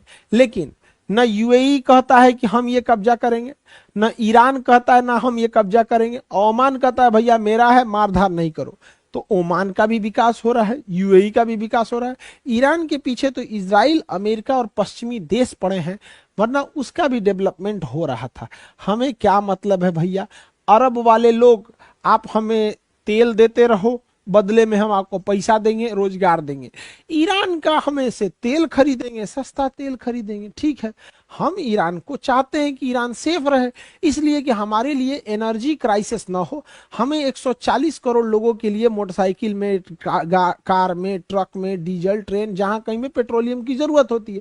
इंटरनेशनल रिलेशन में हम किसी का शकल देख के दोस्ती नहीं करते हैं। हमारी जरूरत है तो ठीक है, रूस से हमारी जरूरत है, अमेरिका से भी जरूरत है।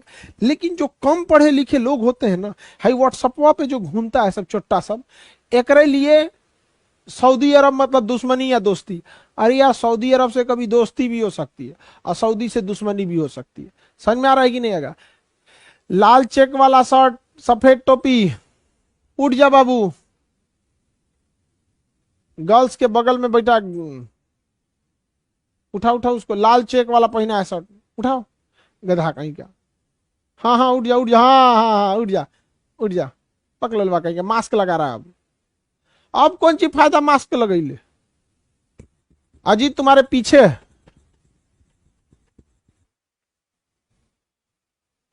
पीला शर्ट खड़ा क्यों होता है तुम? आगे बढ़िए, चलिए ध्यान से। इधर देखो बाबू, हो गया बाबू को सोने दो, सो जाने दो, बेचारा यमन का है, सोने दो उसको, क्या दिक्कत है। रात में उसको बतियाया होगा, रात में बतियाला के बाद नींद में, सुबह में तो पक्का नींद आएगी। रात में देर तक फोन पे बतियाएंगे, सुबह नींद पक्का आएगी। कोई बात नहीं, कोई बात नहीं, सो सो सो, मेहनत किया है बेचारा, रात भर बतियाया है, फिजिक्स समझाया होगा। क्यों, लड़के तो अच्छे होते हैं ना। समझाओ ससुरा, समझाओ। तुम जाएगा एक दिन पुरान लोहा के भाव में, कबाड़ में। लड़का लोगों को समझाते हैं, नहीं समझता है। अगर किसी लड़की को पढ़ाई करना है, तुम उसमें फोन करोगे तो स्पष्ट बोल देगी अभी पढ़ रहे हैं, बाद में बतियाओ। और उसका पढ़ाई कंप्लीट हो गया तो तुम उससे बतियाओ अपना पढ़ाई छोड़ के। इसलिए अपनी सुरक्षा अपने हाथ में है। ईरान ओमान समझ में आ गया। तो ईरान और इसके बीच जो हार्मुज जल संधि है, वो ऊपर में ईरान है, नीचे में ओमान है, ना कि यूएई है। देखिए यूएई जो है उसका पूरा नाम होता है यूनाइटेड अरब अमीरात, यूएई, यूनाइटेड अरब अमीरात। इसमें 7 राज्य हैं। कितने राज्य हैं? 7 राज्य हैं। इन 7 राज्यों में से एक राज्य है जिसका नाम है दुबई। 7 राज्यों में से एक राज्य है जिसका नाम है दुबई। तो बताइए यूएई के कितने राज्य? 7 राज्य। इन 7 में सबसे डेवलप कौन है? दुबई। 7 राज्यों में से सबसे डेवलप कौन है? दुबई। 7 राज्यों में सबसे ज्यादा डेवलप कौन है? दुबई। अब सोचिए इस यूएई का जो क्षेत्रफल है, यूएई का क्षेत्रफल है बहुत छोटा है, बिहार बराबर, उसमें ही 7 राज्य हैं। उसमें सबसे ज्यादा डेवलप कौन है? दुबई। तो अक्सर सुनते हो दुबई दुबई दुबई, जबकि यूएई में 7 राज्य हैं, उन 7 में सबसे जो डेवलप है वो है दुबई। हालांकि यूएई की जो राजधानी है वो है अबू धाबी। यूएई की राजधानी क्या है? Abu Dhabi. यूएई की राजधानी अबू धाबी। यूएई में कितने राज्य? यूएई में कितने राज्य? 7। यूएई में कितने राज्य? 7 राज्य। 7 राज्य में सबसे डेवलप राज्य, 7 राज्य में सबसे डेवलप राज्य दुबई। दुबई। और बताइए यूएई के 7 राज्य हैं, यूएई की राजधानी क्या है?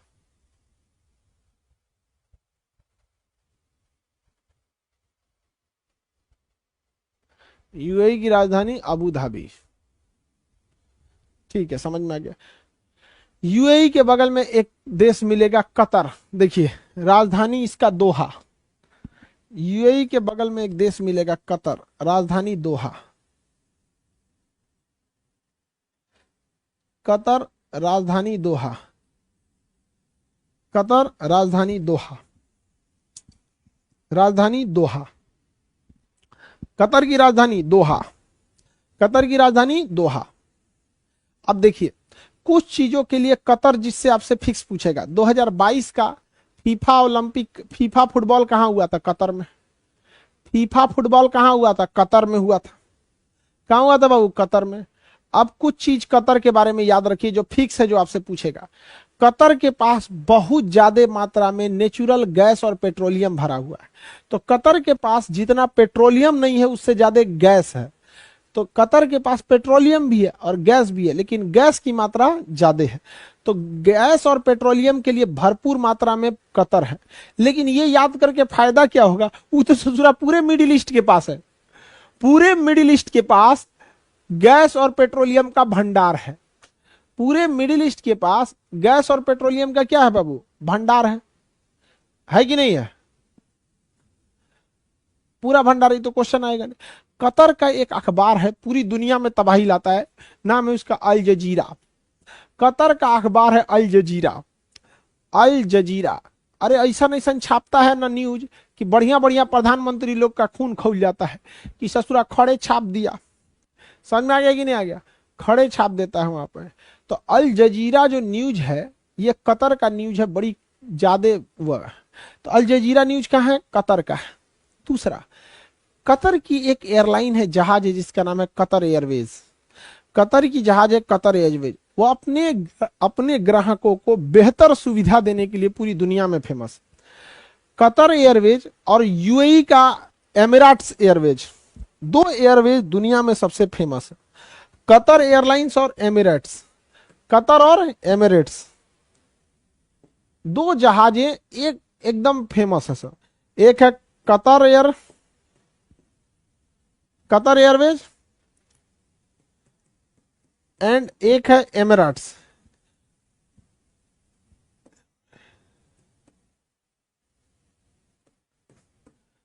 अरे एमिरेट्स कहाँ चला गया, कतर। ये देखिए, ये दो जहाजें पूरी दुनिया में सबसे फेमस है सब, ये होड़ में है सब कि बेहतर सुविधा अपने कस्टमर को कौन दे सके, कतर और एमिरेट्स।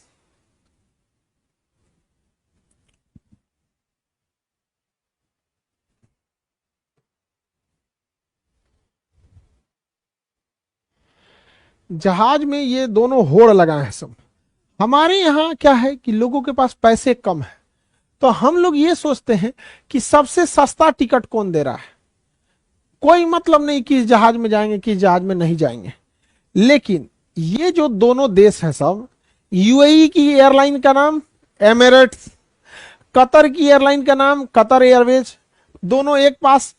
ये रहा यूएई, देखिए ध्यान से, ये रहा कौन देश, यूएई, यूनाइटेड अरब अमीरात। कितने राज्य बाबू, 7। सातों में सबसे ज्यादा डेवलप राज्य कौन है, यूएई के सातों में सबसे ज्यादा कौन है, दुबई। राजधानी क्या है, अबू धाबी, राजधानी अबू धाबी।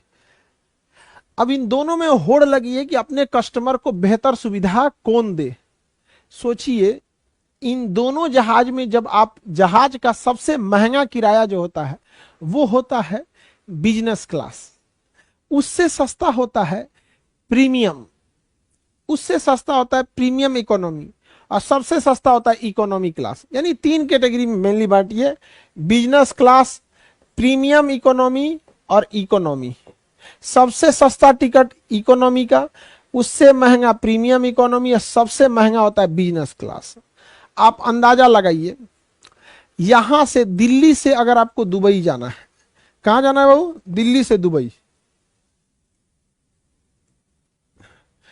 दिल्ली से अगर आपको जाना है दुबई, अगर आप इकोनॉमी क्लास में जाइएगा आपका टिकट होगा 25,000 का, इकोनॉमी का होगा 25,000 का। आप बिजनेस क्लास में जाइएगा तो वो हो जाएगा 2.5 लाख का। ठीक है, बिजनेस क्लास में सेम जहाज है, सेम जहाज, अगर बिजनेस क्लास में बैठेंगे तो 2.5 लाख ले लेगा आपसे, इकोनॉमी में बैठेंगे 25,000 में पहुंचा देगा। समझ में आ गया। तो इनका बेहतरीन सुविधा, बिजनेस क्लास कहां होता है तो आगे होता है, इतना यहां पे तो पायलट बैठ जाएगा, ये अपना जगह लेके चल गया सब पायलट यहां अपना। ये शुरुआत में बिजनेस क्लास होता है, बिजनेस के बाद होता है प्रीमियम इकोनॉमी, और इसके बाद ये होता है इकोनॉमी। समझ में आ गया, इकोनॉमी, इसमें खाना पीना सबसे बाद में देता है सब। सबसे अच्छा जो होता है वो बिजनेस क्लास होता है।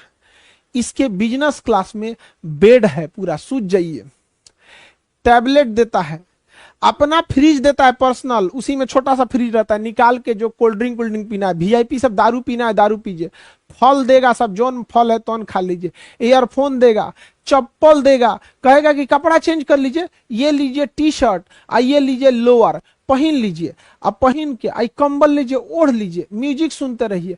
इन जहाजों के नीचे कैमरा लगा होता है, और इस कैमरा का कनेक्शन दे दिया जाता है बिजनेस वाले को, कि वो नीचे भी देखते रहता है जमीन कैसा है। 4 गो सीट बराबर 1 गो सीट मिला देता है, आराम से सूत के जाता है वहां पे, फर्स्ट क्लास एकदम, कोई जर्किंग नहीं। नहाना है तो इनके लिए वॉशरूम होता है, सोचिए जहाज के अंदर शावर चालू करके नहा आ सकते हैं आराम से एकदम बढ़िया से, तौलिया उलिया सब एकदम फर्स्ट क्लास में। और इनको हर वेराइटी का खाना, बैठते हैं इतना बड़का थरिया में सजा के लाएगा सब, केक ये वो दुनिया भर का। तो पूरी दुनिया में सबसे ज्यादा अगर यात्रियों को सुविधा देने के लिए अगर होड़ तोड़ चल रही है किसी में, तो कतर एयरवेज और एमिरेट्स एयरवेज में फैसिलिटी देता है। हालांकि उधर यूरोप में देखेंगे तो ब्रिटिश एयरवेज, और वहीं भारत में होड़ इस बात की नहीं लगी है कि बेहतर सुविधा कौन देगा, सस्ता टिकट कौन देगा। तो सस्ता टिकट के मामले में इंडिगो सबसे तगड़ा है, इंडिगो एकदम तगड़ा दे देता है, सीट देता है ऐसा की मतलब हुआ बस कुछ नहीं, टिकट लीजिए बैठिए, अब वहां खाना आएगा तो खरीद के खाते रहिए। ये सब टिकटों में जोड़ के जब एकदम फर्स्ट क्लास, सीट ऊपर हो सकता है नीचे हो सकता है। इतना ही नहीं, आप चाहते हैं कि आपका सीट के पास एगो लॉक देगा, बंद कर लीजिए दरवाजा, जैसे दरवाजा कैसे होता है, सिंगल बेडरूम का दरवाजा, जहाजिया में दरवाजा रहेगा बंद कर लीजिए, चुपचाप से क्या कर लीजिए, बंद कर लीजिए, फर्स्ट क्लास। तो बताइए इन दो देशों के में टक्कर के साथ साथ इन ससुरन के दो देश के कंपनी में भी टक्कर है। किस चीज का टक्कर है भैया, कि किसकी एयरवेज, तो यहाँ पे कतर एयरवेज, कतर की, एमराट्स एयरलाइंस, एमराट्स की। कतर में फीफा मैच हुआ था, अल जजीरा अखबार है, अल जजीरा क्या है बाबू, अखबार है। अब आगे का क्लास कल करा देंगे, आज के लिए इतना ही रहने देते हैं। आप लोग जहाज से जाइएगा, वर्षगांठ का इंफॉर्मेशन हम आपको दे देंगे, उसका प्रोग्राम कब किया जाएगा, ठीक है। अभी हम थोड़ा यूपीएससी के सिलसिले में यहाँ आए हैं, ठीक है, चलिए।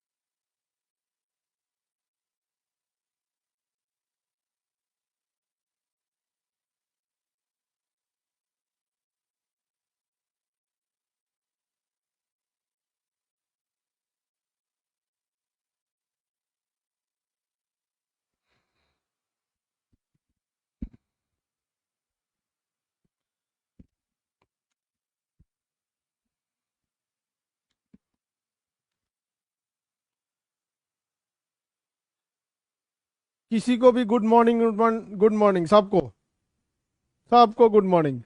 अब कल हम इससे पहले जो आपको पढ़ाए थे उसमें हम आपको टेस्ट भी लिए थे। टेस्ट में कुछ लड़के अच्छे भी परफॉर्म करते हैं, कुछ बौका बौका होता है सब, उन सब का कोई इलाज नहीं है। हम आपको मिडिल ईस्ट बताए थे, रेडी हैं आप लोग। मिडिल ईस्ट में कितने देश, 7 या 8, मिडिल ईस्ट में कितने देश, 7 या 8, 17 देश। मौका सब 7 को कैसे बता दिया सर, इन नक्शा को क्या हो गया, oh my God what happen, oh my God, ये नक्शा में क्या हो गया जी, टेढ़ा कैसे हो गया ये, हाँ सीधा हो। चलिए अब ध्यान से देखते हैं, मिडिल ईस्ट तक पढ़ा दिए थे, सऊदी अरब बता दिए, यहां तक में किसी को कोई दिक्कत नहीं था। सऊदी अरब मिडिल ईस्ट का सबसे बड़ा कंट्री, और मिडिल ईस्ट में पावरफुल की अगर बात कीजिएगा, पूरे मिडिल ईस्ट में सबसे पावरफुल कौन है, तो पूरे मिडिल ईस्ट में सबसे पावरफुल तुर्की है, पूरे मिडिल ईस्ट में सबसे पावरफुल तुर्की, तुर्की तुर्की टर्की। किसी को दिक्कत, आवाज ठीक से जा रही है ना। पूरे मिडिल ईस्ट में सबसे पावरफुल कौन है, टर्की है। पूरे मिडिल ईस्ट में सबसे डेवलप कौन है, तो यूएई है, यूएई। लेकिन पूरे मिडिल ईस्ट में डिप्लोमेटिक कूटनीतिक संबंध या मिडिल ईस्ट का लीडर कहिए तो सऊदी अरब है, वो धार्मिक रूप से भी लीडर है, ऐसे भी लीडर है। सऊदी अरब जो है, यहाँ पर उसके शहर मक्का है और यहाँ पर मदीना है। मक्का और मदीना ये दोनों जगह हज के लिए है। मक्का जो है और ये मदीना है, ये हज के लिए प्रसिद्ध है। समझ में आ गया कि नहीं आ गया। यहाँ पे है जेद्दा, इसका बहुत बड़ा शहर है, ये रियाद इसकी राजधानी है, जेद्दा रियाद इसकी राजधानी है, रियाद इसकी राजधानी है, ठीक है।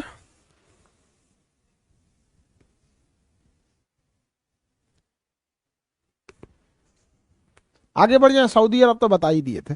सऊदी अरब की सीमा अरब सागर से, लाल सागर से भी लगती है, इधर फारस की खाड़ी से भी लगती है, लाल सागर से भी लगती है और फारस की खाड़ी से भी लगती है। लाल सागर का लाल रंग ट्राइकोडेस्मियम एरिथ्रियम नामक शैवाल के कारण होता है, ट्राइकोडेस्मियम एरिथ्रियम नामक शैवाल के कारण होता है लाल सागर का लाल रंग। आगे बढ़ जाए, लाल सागर का लाल रंग किसके कारण, ट्राइकोडेस्मियम एरिथ्रियम नामक शैवाल के कारण, ट्राइकोडेस्मियम एरिथ्रियम नामक शैवाल के कारण। चलिए अब आगे देखते हैं हम लोग। इसके नीचे है यमन, ये देश है यमन। मजनू यहीं का था, पिटाया था यहीं पे आके भयानक। ये नीचे वाला देश क्या है? यमन। बेचारा बड़ी मार खाया लैला के चक्कर में। मजनू का असली नाम क्या था? मजनू का असली नाम, लड़का सब बताएगा, लड़की नहीं। मजनू का असली नाम, अरे भुला गया सब। कोई बात नहीं, कोई बात नहीं, मत भुला गए लोग तो कोई दिक्कत नहीं। जब अपने कुचाओगे लोग ना तो फिर याद आएगा। भुला गया बबुआ, कैस नाम था, कैस। समझा गया? पिटाएगा सब तो फिर दिक्कत हो जाएगा। लड़की सब में कोई चीज होगा, लड़की का दोनों को पीटिएगा तो दोनों को देख के रहेगा, अरे तू पहिल का भी पिटा रहा है, हे भगवान दूसर को पिटा रहा है, अरे बाप बाप दोनों पिटा रहा है। अरे तुम लोग पिटाने से बचो, आगे बढ़े। लड़का लोग सावधान रहिए, इस सब सेक्टर में बहुत ज्यादा रिस्क है। वो दोनों को देख के अच्छा, उन लोग में गड़बड़ी, सब लोग खुश रखना चाहती है लोग, किसी को खराब ना लगे। हे भगवान, पापा क्या बोलेंगे, मम्मी क्या बोलेंगे, ठीक है एकरे पीट दीजिए, लोग पूछ दीजिए इसको, बेचारा दूसरा। आगे बढ़ते हैं। इस सब चक्कर में आप लोग को नहीं पढ़ना है, और अगर पढ़ना है तो इसके लिए मेंटली प्रिपेयर रहिएगा। आपका करियर चौपट होगा, समाज में आपको चार गो बात बोलेंगे लोग, इसका सबसे ज्यादा निगेटिव इंपैक्ट आपके छोटे भाई बहन पे पड़ेगा। इसलिए मजनू के केस स्टडी को समझिए और देखिए कि इतिहास गवाह है, इस चक्कर में बहुत रिस्क है। अब मेरी ओर ध्यान से जरा समझिएगा। ये इंडिया है, ये पाकिस्तान यहां से झांक रहा है। पाकिस्तान यहां से क्या कर रहा है? झांक रहा है।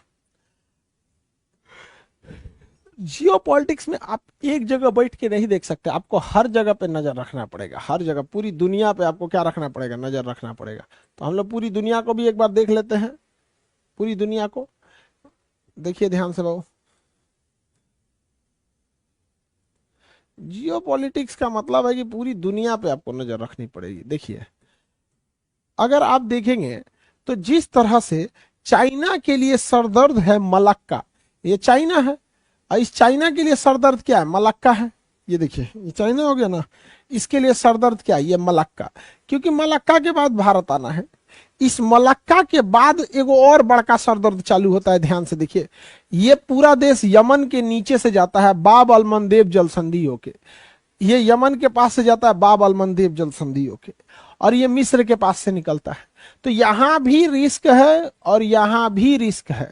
दिक्कत ये है कि यहां पर ना यमन कुछ कर सकता है और ना यहां पर कोई जो जिबूती वगैरह छोटे देश है कुछ नहीं कर सकते। लेकिन समुद्र का यह पतला रास्ता जाता है। ये इंडिया मिल गया, यहां से पाकिस्तान झांक रहा है। अब आप इस नक्शा पे देखिए, ये पाकिस्तान है, यहाँ इंडिया होगा। ये पूरे देश जब जाएंगे सब तो किसके पास से गुजरेंगे सब? ये है बाब अल मंदेब जल संधि। इतना पतला रास्ता होके फिर ये स्वेज नहर को जाएंगे। अफ्रीका जब पढ़ेंगे तो स्वेज नहर पढ़ेंगे। तो जिस तरह मलक्का एक पतला जल का रास्ता था, उसी तरह बाब अल मंदेब जल संधि एक पतला रास्ता है। लेकिन यमन कोई खास देश नहीं है, मतलब पूरा पिछड़ चुका है यमन। इसकी राजधानी अदन है, या सॉरी इसके राजधानी सना है, इसका सबसे बड़ा शहर अदन है। इसलिए इसके नीचे की खाड़ी का नाम है अदन की खाड़ी। जिस तरह बंगाल के नीचे की खाड़ी बंगाल की खाड़ी, उस तरह भारत का शहर बंगाल के नीचे की खाड़ी बंगाल की खाड़ी, यमन का शहर अदन के नीचे की खाड़ी अदन की खाड़ी। अदन की खाड़ी और लाल सागर को जोड़ने वाली जल संधि का नाम बताइए तो? ये लाल सागर है और ये अदन की खाड़ी है। इसे जोड़ने वाली जल संधि का नाम है बाब अल मंदेब जल संधि। बाब अल मंदेब, बाब अल मंदेब जल संधि। कौन सी जल संधि बाबू? बाब अल मंदेब जल संधि। ठीक है, ऑल ऑफ यू रेडी? अब देखिए बाबू, ध्यान से समझिए। चाइना सोचता है कि हमारा सामान अगर मलक्का से निकल गया, अगर भारत के पास ये मलक्का, ये देखिए ये पाकिस्तान है, ये भारत है, मलक्का से निकल गया तो उसके लिए दूसरा चैलेंज आज नहीं तो कल बनेगा बाब अल मंदेब जल संधि। क्योंकि पतला रास्ता है बाब अल मंदेब जल संधि। समझ में आ गया कि नहीं आ गया? ठीक है, अब चाइना इसके लिए जुगाड़ लगाने के लिए चल गया। यहां से निकल गया वो अरब सागर में, ये देखिए पाकिस्तान है, इसके बगल में इंडिया है। यहां से तो मलक्का होके निकल गया। मलक्का से निकलने के बाद अब ये सोचा कि हम यहां पे क्या करेंगे, यहां पर क्या करेंगे। इसलिए आपको इस नक्शा में नहीं दिखेगा, अफ्रीका के नक्शा में दिखेगा। आप यहां देखिए, बाब अल मंदेब के पास यहाँ एक छोटा सा देश है जिसका नाम है जिबूती। हालांकि जिबूती जब हम अफ्रीका पढ़ेंगे तब आपको दिखाएंगे, जिबूती एक छोटा सा देश है। जिबूती एक छोटा सा देश है। आपके एटलस में ये जिबूती की जगह व्हाइट कलर कर दिया होगा, अफ्रीका लिखा होगा।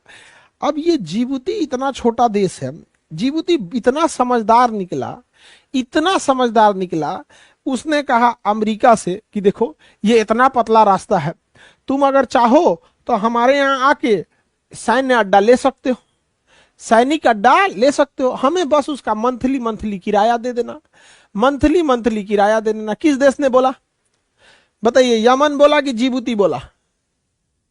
यमन या जिबूती? अरे यमन बोला कि जिबूती बोला? ये तो ना ध्यान है, जिबूती। किसने बोला? जिबूती।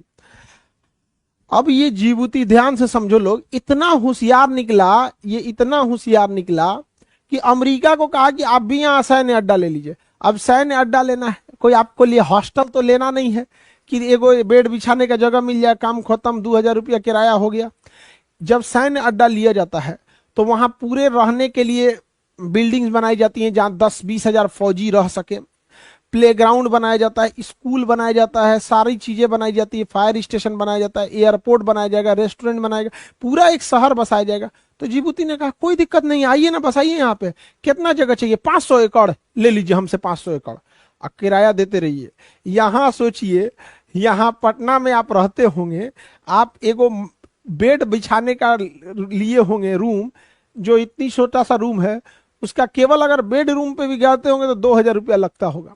सोचिए, ये 500 एकड़ जमीन अमेरिका को दिया, करोड़ों रुपया महीना लिया। अमेरिका देखा कि ठीक है, उसके जहाज, पानी वाली जहाज, पनडुबियां या व्यापार होता है, तो सुरक्षित रहने के लिए यहाँ सैन्य अड्डा लेना जरूरी है। अमेरिका को देने के बाद ये फ्रांस के पास चल गया। ए फ्रांस, फ्रांस हो, तुम भी ले लो, हम दे रहे हैं, तुमको भी दे देते हैं 500 एकड़, ओ पट्टी से तुम ले लो।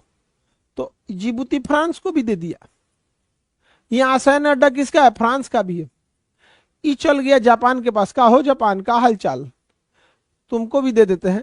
जाके चल गया जापान को भी दे दिया, तो उसका सैन्य अड्डा जापान से भी हो गया। अब जिबूती आ गया चाइना के पास, काहे चाइना, अमेरिका बैठल है, फ्रांस बैठल है, जापान बैठल है, तुम कब बैठोगे? चाइनो चल आया। अब सोचिए, जिसका किराएदार इंटरनेशनल आदमी, उसको तो कोई दिक्कत नहीं, इतना छोटा देश, रेगिस्तान भरा हुआ है, कुछ होता नहीं है रेगिस्तान में, कितना अच्छा जुगाड़ लगाया। यही यमन, ई ससुरा यमन शुरू से चौपट है, मजनू भी यही का था। देखिए, हम हमेशा बोलते हैं इस सब चक्कर में पड़िएगा तो दिमाग काम करना छोड़ देगा। वहीं बगले में देखिए जिबूती, इसका दिमाग काम किया कि नहीं किया? तुरंत निकल गया, सक्सेस हो गया, सबको सैन्य अड्डा वगैरह देके सक्सेस हो गया। आई यमन लला के चक्कर में खत्म, यहां कुछ हो पाया? इसलिए इस सब चक्कर में रिस्क है, रिस्क है कि नहीं है? तो लड़के लोग इस सब चक्कर में नहीं रहिए, और लड़की लोग, लड़कों पे थोड़ा रहम किया कीजिए। समझ में आ गया? उन बच्चों का बहुत भविष्य का सवाल है। आगे बढ़ते हैं, ठीक है? चलिए, तो बताइए कौन सा ऐसा देश है जिसकी अर्थव्यवस्था विदेशी सैन्य अड्डे के किराए पे चलती है? कौन सा ऐसा देश है जिसकी अर्थव्यवस्था विदेशी सैन्य अड्डे के किराए पे चलती है? कौन सा देश? जिबूती। कौन देश? जिबूती। यमन क्यों पिछड़ गया? मजनू की वजह से नहीं रे गधा कहीं का, मजनू की वजह से यमन का पिछड़ेगा? भारत में तो हर गली में एगो मजनू घूम रहा है। यमन के पास आंतरिक समस्याएं ज्यादा है। ये बताओ बाबू, मेरी ओर ध्यान से देखो, पाकिस्तान जो झांक रहा है यहां पर, यहां का ग्वादर बंदरगाह किसने ले रखा है? चाइना। और यहां से सीपीईसी सड़क कौन ले गया है? चाइना। सीपीईसी सड़क चाइना ले गया है। चाइना की सोच देखिए, यहां से उतारेगा ग्वादर बंदरगाह और यहां से लेके चला जाएगा यमन, ये निकल गया जिबूती में। अब मेरी ओर ध्यान से समझो बाबू, अगर भारत सरकार चाहेगी तो क्या भारत सरकार को इसमें सैन्य अड्डा लेना चाहिए? जितने लोग कहते हैं लेना चाहिए हाथ उठाइए। यस बोलिए। जितने लोगों को लगता है कि भारत सरकार को भी इसमें सैन्य अड्डा लेना चाहिए जिबूती में ताकि काउंटर किया जा सके, वो हाथ उठाइए। कुछ कुछ को लगता है। कितने लोग को लगता है कि नहीं लेना चाहिए, सैन्य अड्डा नहीं लेना चाहिए, पैसा की बर्बादी है। देखिए हमारे क्लास में सब निर्जीव चलाया है, सब उसको कोई मतलब नहीं है, नहीं लेना चाहिए, ठीक है। निर्जीव नहीं है सब, कुछ कुछ जिंदा है सब। चलिए ध्यान से समझिए, हम लोग सैन्य अड्डा जिबूती में नहीं लिए, बल्कि अमेरिका से समझौता कर लिए कि तुम्हारे सैन्य अड्डा का यूज हम करेंगे और हमारी सैन्य अड्डा का यूज तुम करना।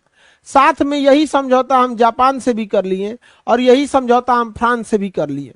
अतः हमको यहाँ किराया देने की जरूरत नहीं है, हमारा सैन्य स्थिति में यही यूज कर सकते हैं। फ्रांस वाला, अमेरिका वाला, जापान वाला, चाइना वाला टुकुर टुकुर मुंह देखेगा, क्या हो गया हो, समझ में आ गया। हमें कहां सैन्य अड्डा लेना चाहिए, तो ध्यान से देखिएगा। समुंदर में यहां पर एक द्वीप है सोकोत्रा आइलैंड। कौन सा आइलैंड है? Socotra island. देखिए यमन के आगे समुंदर में होगा सोकोत्रा आइलैंड, सोकोट्रा आइलैंड मिला।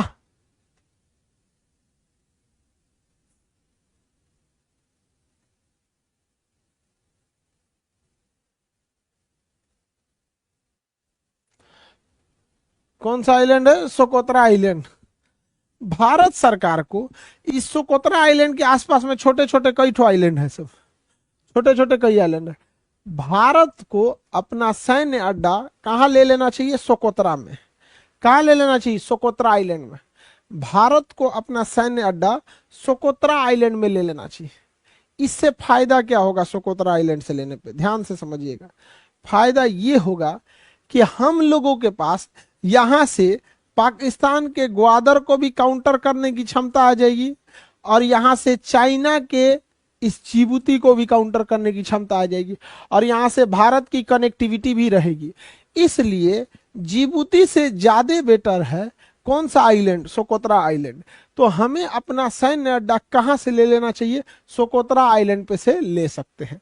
अगर ये सोकोत्रा आइलैंड पे लेंगे तो पूरा चिल्लाने लगेगा सब, ये ऐसे कैसे ले लिया, भारत ले लिया, बवाल करने जा रहा है, वसुधैव कुटुंबकम कहता है मार नहीं करेंगे, आके मारने जा रहा है, सैन्य अड्डा ले लिया, हाई हाउ हाउ, दुनिया भर का चिल्लाने लगेगा। तो हम लोगों को कहना चाहिए कि देखिए ध्यान से, पूरी दुनिया में सबसे भ्रष्ट देश सोमालिया है। जिबूती के बगल में ये देश है सोमालिया।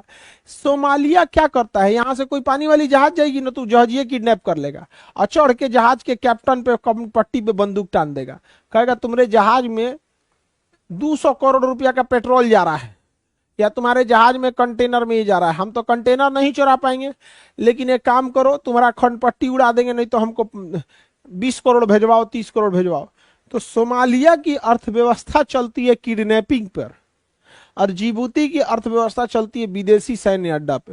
ये जहाजिए किडनैप कर लेता है सब। हम लोग का भी एक बार जहाज किडनैप कर लिया था सब। तो हम लोग का जब जहाज किडनैप कर लिया सभी सब, कप्तान के खोपड़िया पे लगा दिया कनपट्टी पे बंदूक, अब यहाँ पे जहाजिया किडनैप कर लिया सब।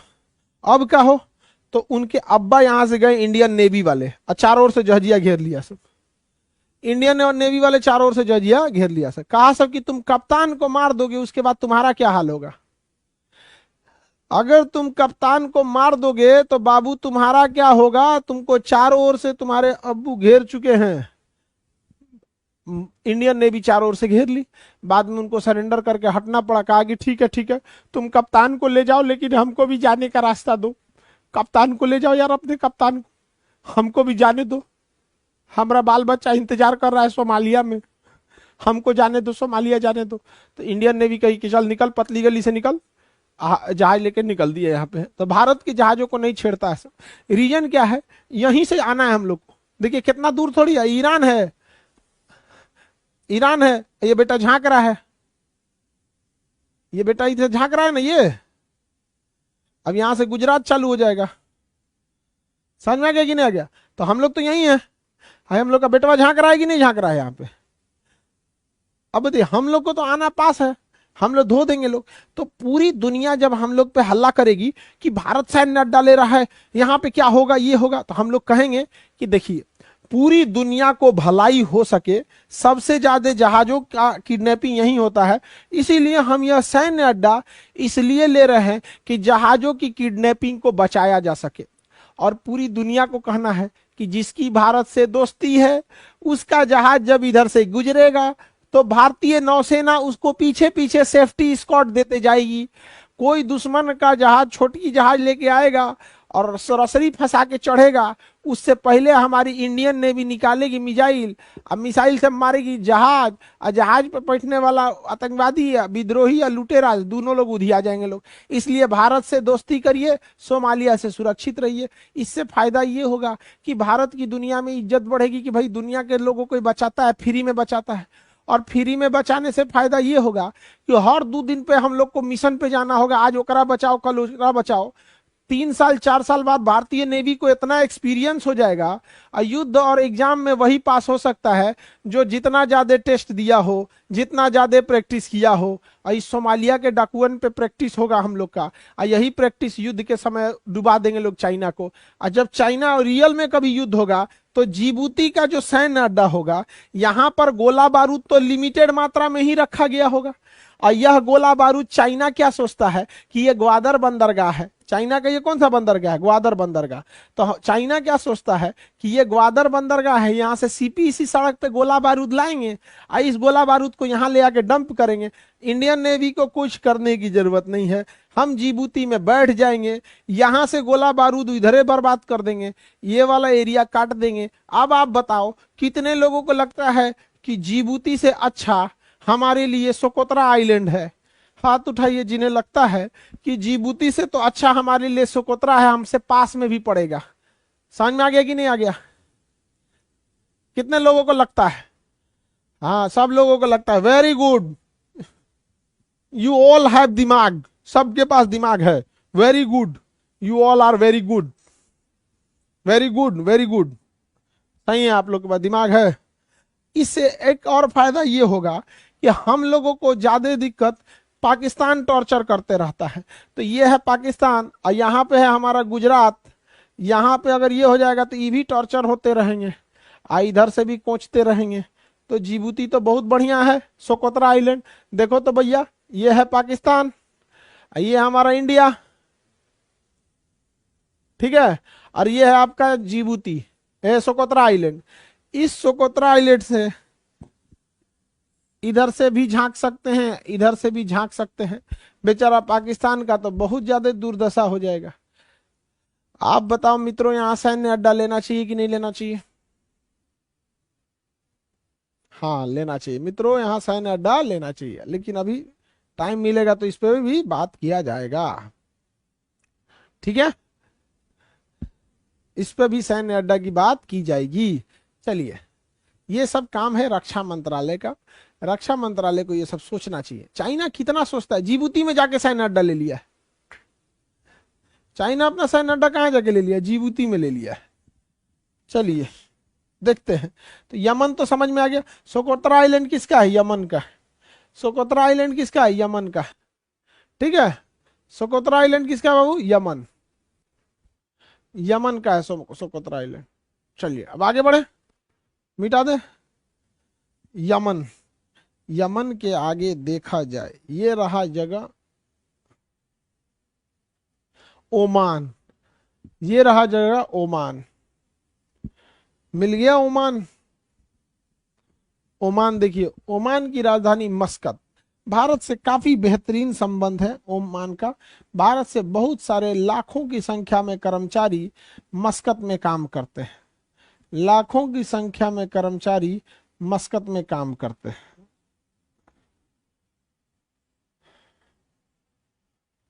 कहाँ काम करते हैं? मस्कत में काम करते हैं। ओमान का भारत से बहुत अच्छा संबंध है, सैन्य संबंध भी है ओमान का। यहाँ एक चीज देखने वाली है, ये जो ओमान है, ये ओमान पहले यूएई के ऊपर तक था, इतना। ओमान सुनामी उनामी बहुत पहले, टेक्टोनिक प्लेट हलचल हुई, दह गया। अब यूएई के ऊपर भी तनिसा ओमान बचा हुआ है। तो ओमान 2 जगह दिखने को मिलेगा। एक ये मुख्य ओमान यहाँ है, फिर यूएई शुरू है, यूएई के ठोड़वा पे भी थोड़ा सा यहाँ ओमान है, ठोड़वा पे यहाँ पे थोड़ा सा क्या है, ओमान है, ठोड़ पे ऊपर थोड़ा सा क्या है, ओमान है। समझ में आ गया? आप ध्यान से देखिए, यूएई के ऊपर थोड़ जो है ना, उस थोड़ पे भी ओमान है।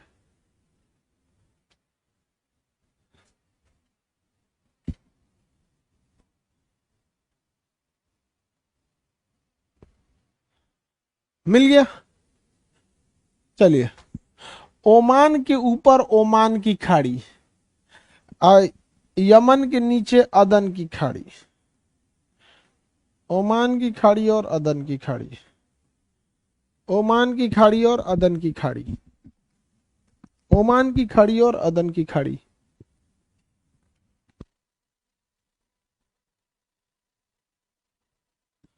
ओमान की खाड़ी एंड अदन की खाड़ी, ओमान की खाड़ी एंड अदन की खाड़ी। मिल गया? चलिए, यूएई तो देख ही लिए हैं, ये जगह है यूएई। अब देखिए कितना टिपिकल आजकल का एग्जाम होते जा रहा है। आप समझिए, अगर कोई लड़का मैप देखेगा तो उसको यही लगेगा ना कि ये यूएई है और यूएई के ऊपर ईरान है। लेकिन इतना बारीकी से कौन ध्यान देता है बाबू कि यूएई के ऊपर ही नोकवा पे ओमान है? इतना बारीकी से कौन ध्यान देने जाता है कि थोड़ा सा 2-3 कट्ठा ओमान यहां भी है। हालांकि ओमान की मुख्य भूमि यहां पे है, लेकिन इसके अलावे भी ओमान ऊपर है, ये आपको पता है। लेकिन बताइए, इतना ध्यान कौन देता है कि एक्चुअल में ईरान की सीमा ओमान से लगती है, यूएई से नहीं लगती है। समुद्री सीमा ओमान से पास है। तो बताइए ध्यान से, इस जल संधि का नाम है, यहां जो पतला समुद्र का नाम है उसका नाम है हारमुज जल संधि। हारमुज जल संधि के ऊपर ईरान है। लड़का तो आराम से मार देगा कि नीचे यूएई है। बताइए, गलती आप मार देंगे कि नहीं? इस जल संधि का नाम है हारमुज जल संधि, ऊपर आप मारेंगे ईरान, इसमें कोई दिक्कत नहीं है। लेकिन नीचे अमूमन आप मार देंगे कि यूएई, जबकि यूएई के खोपड़िया पे तनी सा 2 कट्ठा किसका है? यूएई के खोपड़िया पे किसका है बाबू? ओमान का है। यूएई के खोपड़ी पे किसका है? ओमान का है। तो ये क्वेश्चन पीसीएस में पूछा था, यूपी पीसीएस के एग्जाम में क्वेश्चन पूछा। सुनिए ध्यान से, हारमुज जल संधि, सुनिए ध्यान से बाबू, देखिए हारमुज जल संधि, ये जल संधि है हारमुज जल संधि।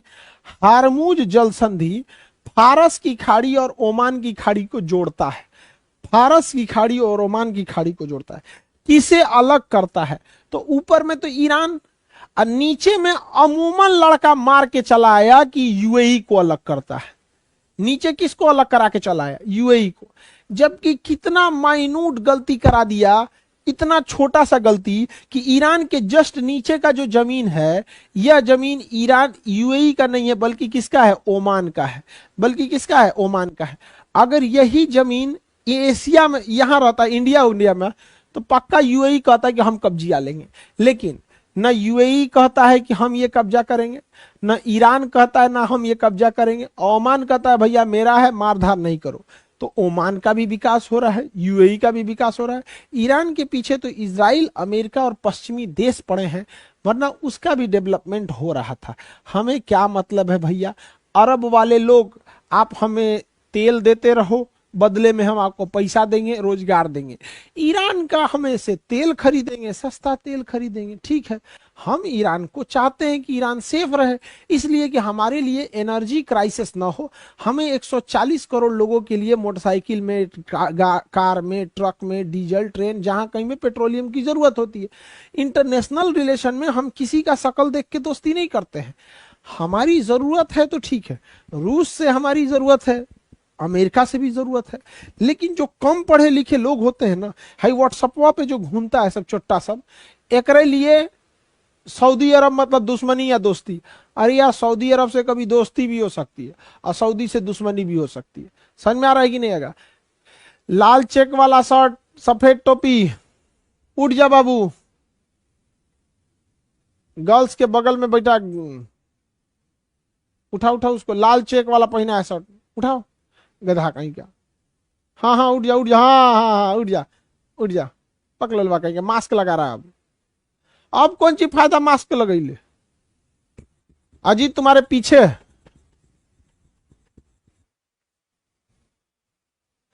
पीला शर्ट खड़ा क्यों होता है तुम? आगे बढ़िए, चलिए ध्यान से। इधर देखो बाबू, हो गया बाबू को सोने दो, सो जाने दो, बेचारा यमन का है, सोने दो उसको, क्या दिक्कत है। रात में उसको बतियाया होगा, रात में बतियला के बाद नींद में, सुबह में तो पक्का नींद आएगी। रात में देर तक फोन पे बतियाएंगे, सुबह नींद पक्का आएगी। कोई बात नहीं, कोई बात नहीं, सो सो सो, मेहनत किया है बेचारा, रात भर बतियाया है, फिजिक्स समझाया होगा। क्यों, लड़के तो अच्छे होते हैं ना। समझाओ ससुरा, समझाओ। तुम जाएगा एक दिन पुरान लोहा के भाव में, कबाड़ में। लड़का लोगों को समझाते हैं, नहीं समझता है। अगर किसी लड़की को पढ़ाई करना है, तुम उसमें फोन करोगे तो स्पष्ट बोल देगी अभी पढ़ रहे हैं, बाद में बतियाओ। और उसका पढ़ाई कंप्लीट हो गया तो तुम उससे बतियाओ अपना पढ़ाई छोड़ के। इसलिए अपनी सुरक्षा अपने हाथ में है। ईरान ओमान समझ में आ गया। तो ईरान और इसके बीच जो हार्मुज जल संधि है, वो ऊपर में ईरान है, नीचे में ओमान है, ना कि यूएई है। देखिए यूएई जो है उसका पूरा नाम होता है यूनाइटेड अरब अमीरात, यूएई, यूनाइटेड अरब अमीरात। इसमें 7 राज्य हैं। कितने राज्य हैं? 7 राज्य हैं। इन 7 राज्यों में से एक राज्य है जिसका नाम है दुबई। 7 राज्यों में से एक राज्य है जिसका नाम है दुबई। तो बताइए यूएई के कितने राज्य? 7 राज्य। इन 7 में सबसे डेवलप कौन है? दुबई। 7 राज्यों में से सबसे डेवलप कौन है? दुबई। 7 राज्यों में सबसे ज्यादा डेवलप कौन है? दुबई। अब सोचिए इस यूएई का जो क्षेत्रफल है, यूएई का क्षेत्रफल है बहुत छोटा है, बिहार बराबर, उसमें ही 7 राज्य हैं। उसमें सबसे ज्यादा डेवलप कौन है? दुबई। तो अक्सर सुनते हो दुबई दुबई दुबई, जबकि यूएई में 7 राज्य हैं, उन 7 में सबसे जो डेवलप है वो है दुबई। हालांकि यूएई की जो राजधानी है वो है अबू धाबी। यूएई की राजधानी क्या है? Abu Dhabi. यूएई की राजधानी अबू धाबी। यूएई में कितने राज्य? यूएई में कितने राज्य? 7। यूएई में कितने राज्य? 7 राज्य। 7 राज्य में सबसे डेवलप राज्य, 7 राज्य में सबसे डेवलप राज्य दुबई। दुबई। और बताइए यूएई के 7 राज्य हैं, यूएई की राजधानी क्या है?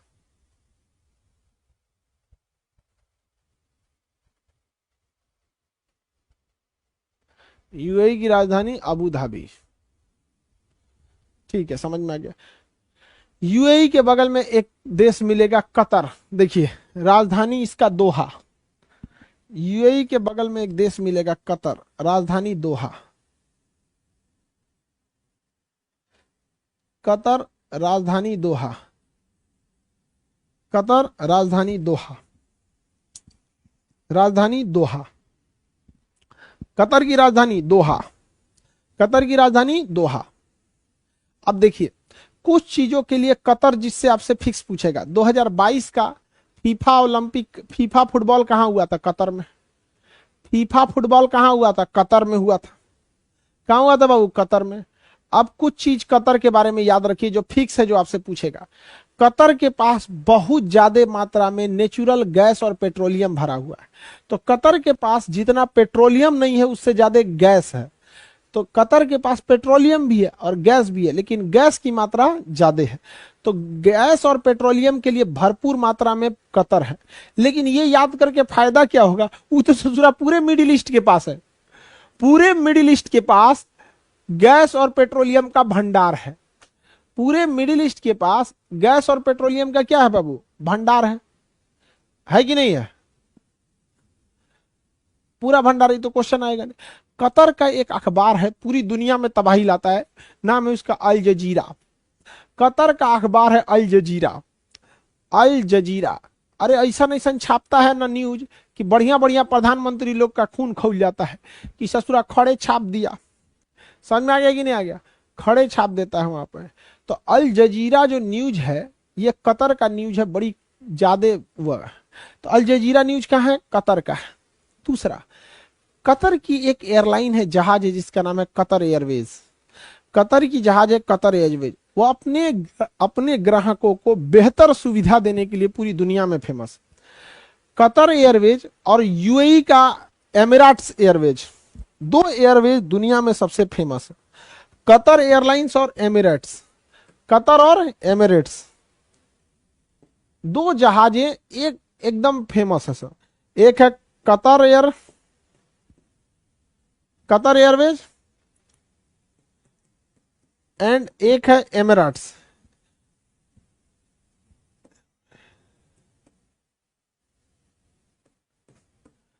अरे एमिरेट्स कहाँ चला गया, कतर। ये देखिए, ये दो जहाजें पूरी दुनिया में सबसे फेमस है सब, ये होड़ में है सब कि बेहतर सुविधा अपने कस्टमर को कौन दे सके, कतर और एमिरेट्स।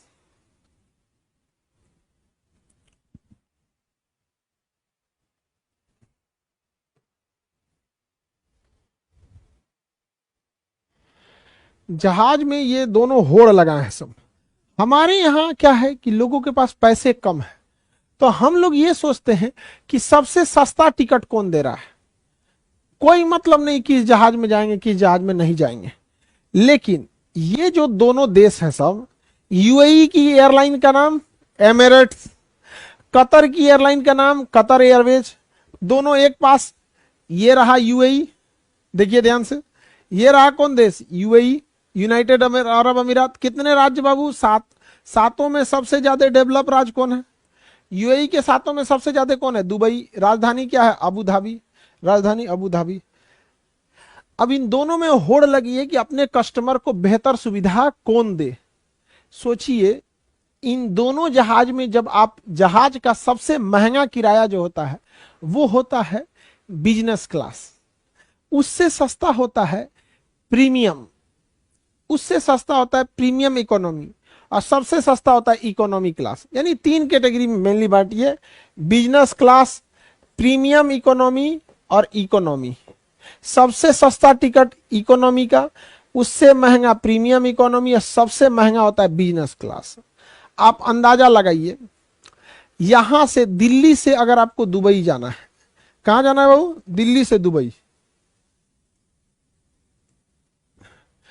दिल्ली से अगर आपको जाना है दुबई, अगर आप इकोनॉमी क्लास में जाइएगा आपका टिकट होगा 25,000 का, इकोनॉमी का होगा 25,000 का। आप बिजनेस क्लास में जाइएगा तो वो हो जाएगा 2.5 लाख का। ठीक है, बिजनेस क्लास में सेम जहाज है, सेम जहाज, अगर बिजनेस क्लास में बैठेंगे तो 2.5 लाख ले लेगा आपसे, इकोनॉमी में बैठेंगे 25,000 में पहुंचा देगा। समझ में आ गया। तो इनका बेहतरीन सुविधा, बिजनेस क्लास कहां होता है तो आगे होता है, इतना यहां पे तो पायलट बैठ जाएगा, ये अपना जगह लेके चल गया सब पायलट यहां अपना। ये शुरुआत में बिजनेस क्लास होता है, बिजनेस के बाद होता है प्रीमियम इकोनॉमी, और इसके बाद ये होता है इकोनॉमी। समझ में आ गया, इकोनॉमी, इसमें खाना पीना सबसे बाद में देता है सब। सबसे अच्छा जो होता है वो बिजनेस क्लास होता है। इसके बिजनेस क्लास में बेड है पूरा, सूझ जाइए, टैबलेट देता है, अपना फ्रिज देता है पर्सनल, उसी में छोटा सा फ्रिज रहता है, निकाल के जो कोल्ड ड्रिंक पीना है, वीआईपी सब दारू पीना है दारू पीजिए, फल देगा सब, जोन फल है तो खा लीजिए, ईयरफोन देगा, चप्पल देगा, कहेगा कि कपड़ा चेंज कर लीजिए, ये लीजिए टी शर्ट, ये लीजिए लोअर पहन लीजिए, अब पहन के आई कंबल लीजिए ओढ़ लीजिए, म्यूजिक सुनते रहिए। इन जहाजों के नीचे कैमरा लगा होता है, और इस कैमरा का कनेक्शन दे दिया जाता है बिजनेस वाले को, कि वो नीचे भी देखते रहता है जमीन कैसा है। 4 गो सीट बराबर, 1 गो सीट मिला देता है, आराम से सूत के जाता है वहां पे, फर्स्ट क्लास एकदम, कोई जर्किंग नहीं। नहाना है तो इनके लिए वॉशरूम होता है, सोचिए जहाज के अंदर शावर चालू करके नहा आ सकते हैं आराम से एकदम बढ़िया से, तौलिया उलिया सब एकदम फर्स्ट क्लास में। और इनको हर वेराइटी का खाना, बैठते हैं इतना बड़का थरिया में सजा के लाएगा सब, केक ये वो दुनिया भर का। तो पूरी दुनिया में सबसे ज्यादा अगर यात्रियों को सुविधा देने के लिए अगर होड़ तोड़ चल रही है किसी में, तो कतर एयरवेज और एमिरेट्स एयरवेज में फैसिलिटी देता है। हालांकि उधर यूरोप में देखेंगे तो ब्रिटिश एयरवेज, और वहीं भारत में होड़ इस बात की नहीं लगी है कि बेहतर सुविधा कौन देगा, सस्ता टिकट कौन देगा। तो सस्ता टिकट के मामले में इंडिगो सबसे तगड़ा है, इंडिगो एकदम तगड़ा दे देता है, सीट देता है ऐसा की मतलब हुआ बस कुछ नहीं, टिकट लीजिए बैठिए, अब वहां खाना आएगा तो खरीद के खाते रहिए। ये सब टिकटों में जोड़ के जब एकदम फर्स्ट क्लास, सीट ऊपर हो सकता है नीचे हो सकता है। इतना ही नहीं, आप चाहते हैं कि आपका सीट के पास एगो लॉक देगा, बंद कर लीजिए दरवाजा, जैसे दरवाजा कैसे होता है, सिंगल बेडरूम का दरवाजा, जहाजिया में दरवाजा रहेगा बंद कर लीजिए, चुपचाप से क्या कर लीजिए, बंद कर लीजिए, फर्स्ट क्लास। तो बताइए इन दो देशों के में टक्कर के साथ साथ इन ससुरन के दो देश के कंपनी में भी टक्कर है। किस चीज का टक्कर है भैया, कि किसकी एयरवेज, तो यहाँ पे कतर एयरवेज, कतर की, एमराट्स एयरलाइंस, एमराट्स की। कतर में फीफा मैच हुआ था, अल जजीरा अखबार है, अल जजीरा क्या है बाबू, अखबार है। अब आगे का क्लास कल करा देंगे, आज के लिए इतना ही रहने देते हैं। आप लोग जहाज से जाइएगा, वर्षगांठ का इंफॉर्मेशन हम आपको दे देंगे, उसका प्रोग्राम कब किया जाएगा, ठीक है। अभी हम थोड़ा यूपीएससी के सिलसिले में यहाँ आए हैं, ठीक है, चलिए।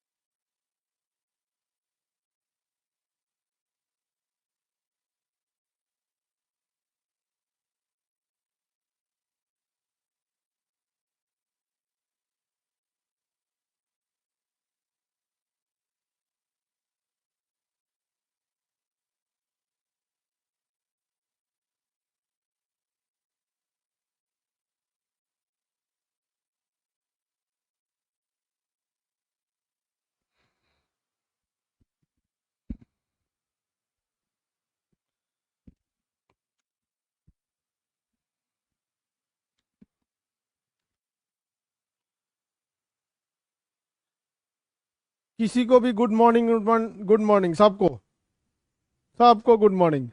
अब कल हम इससे पहले जो आपको पढ़ाए थे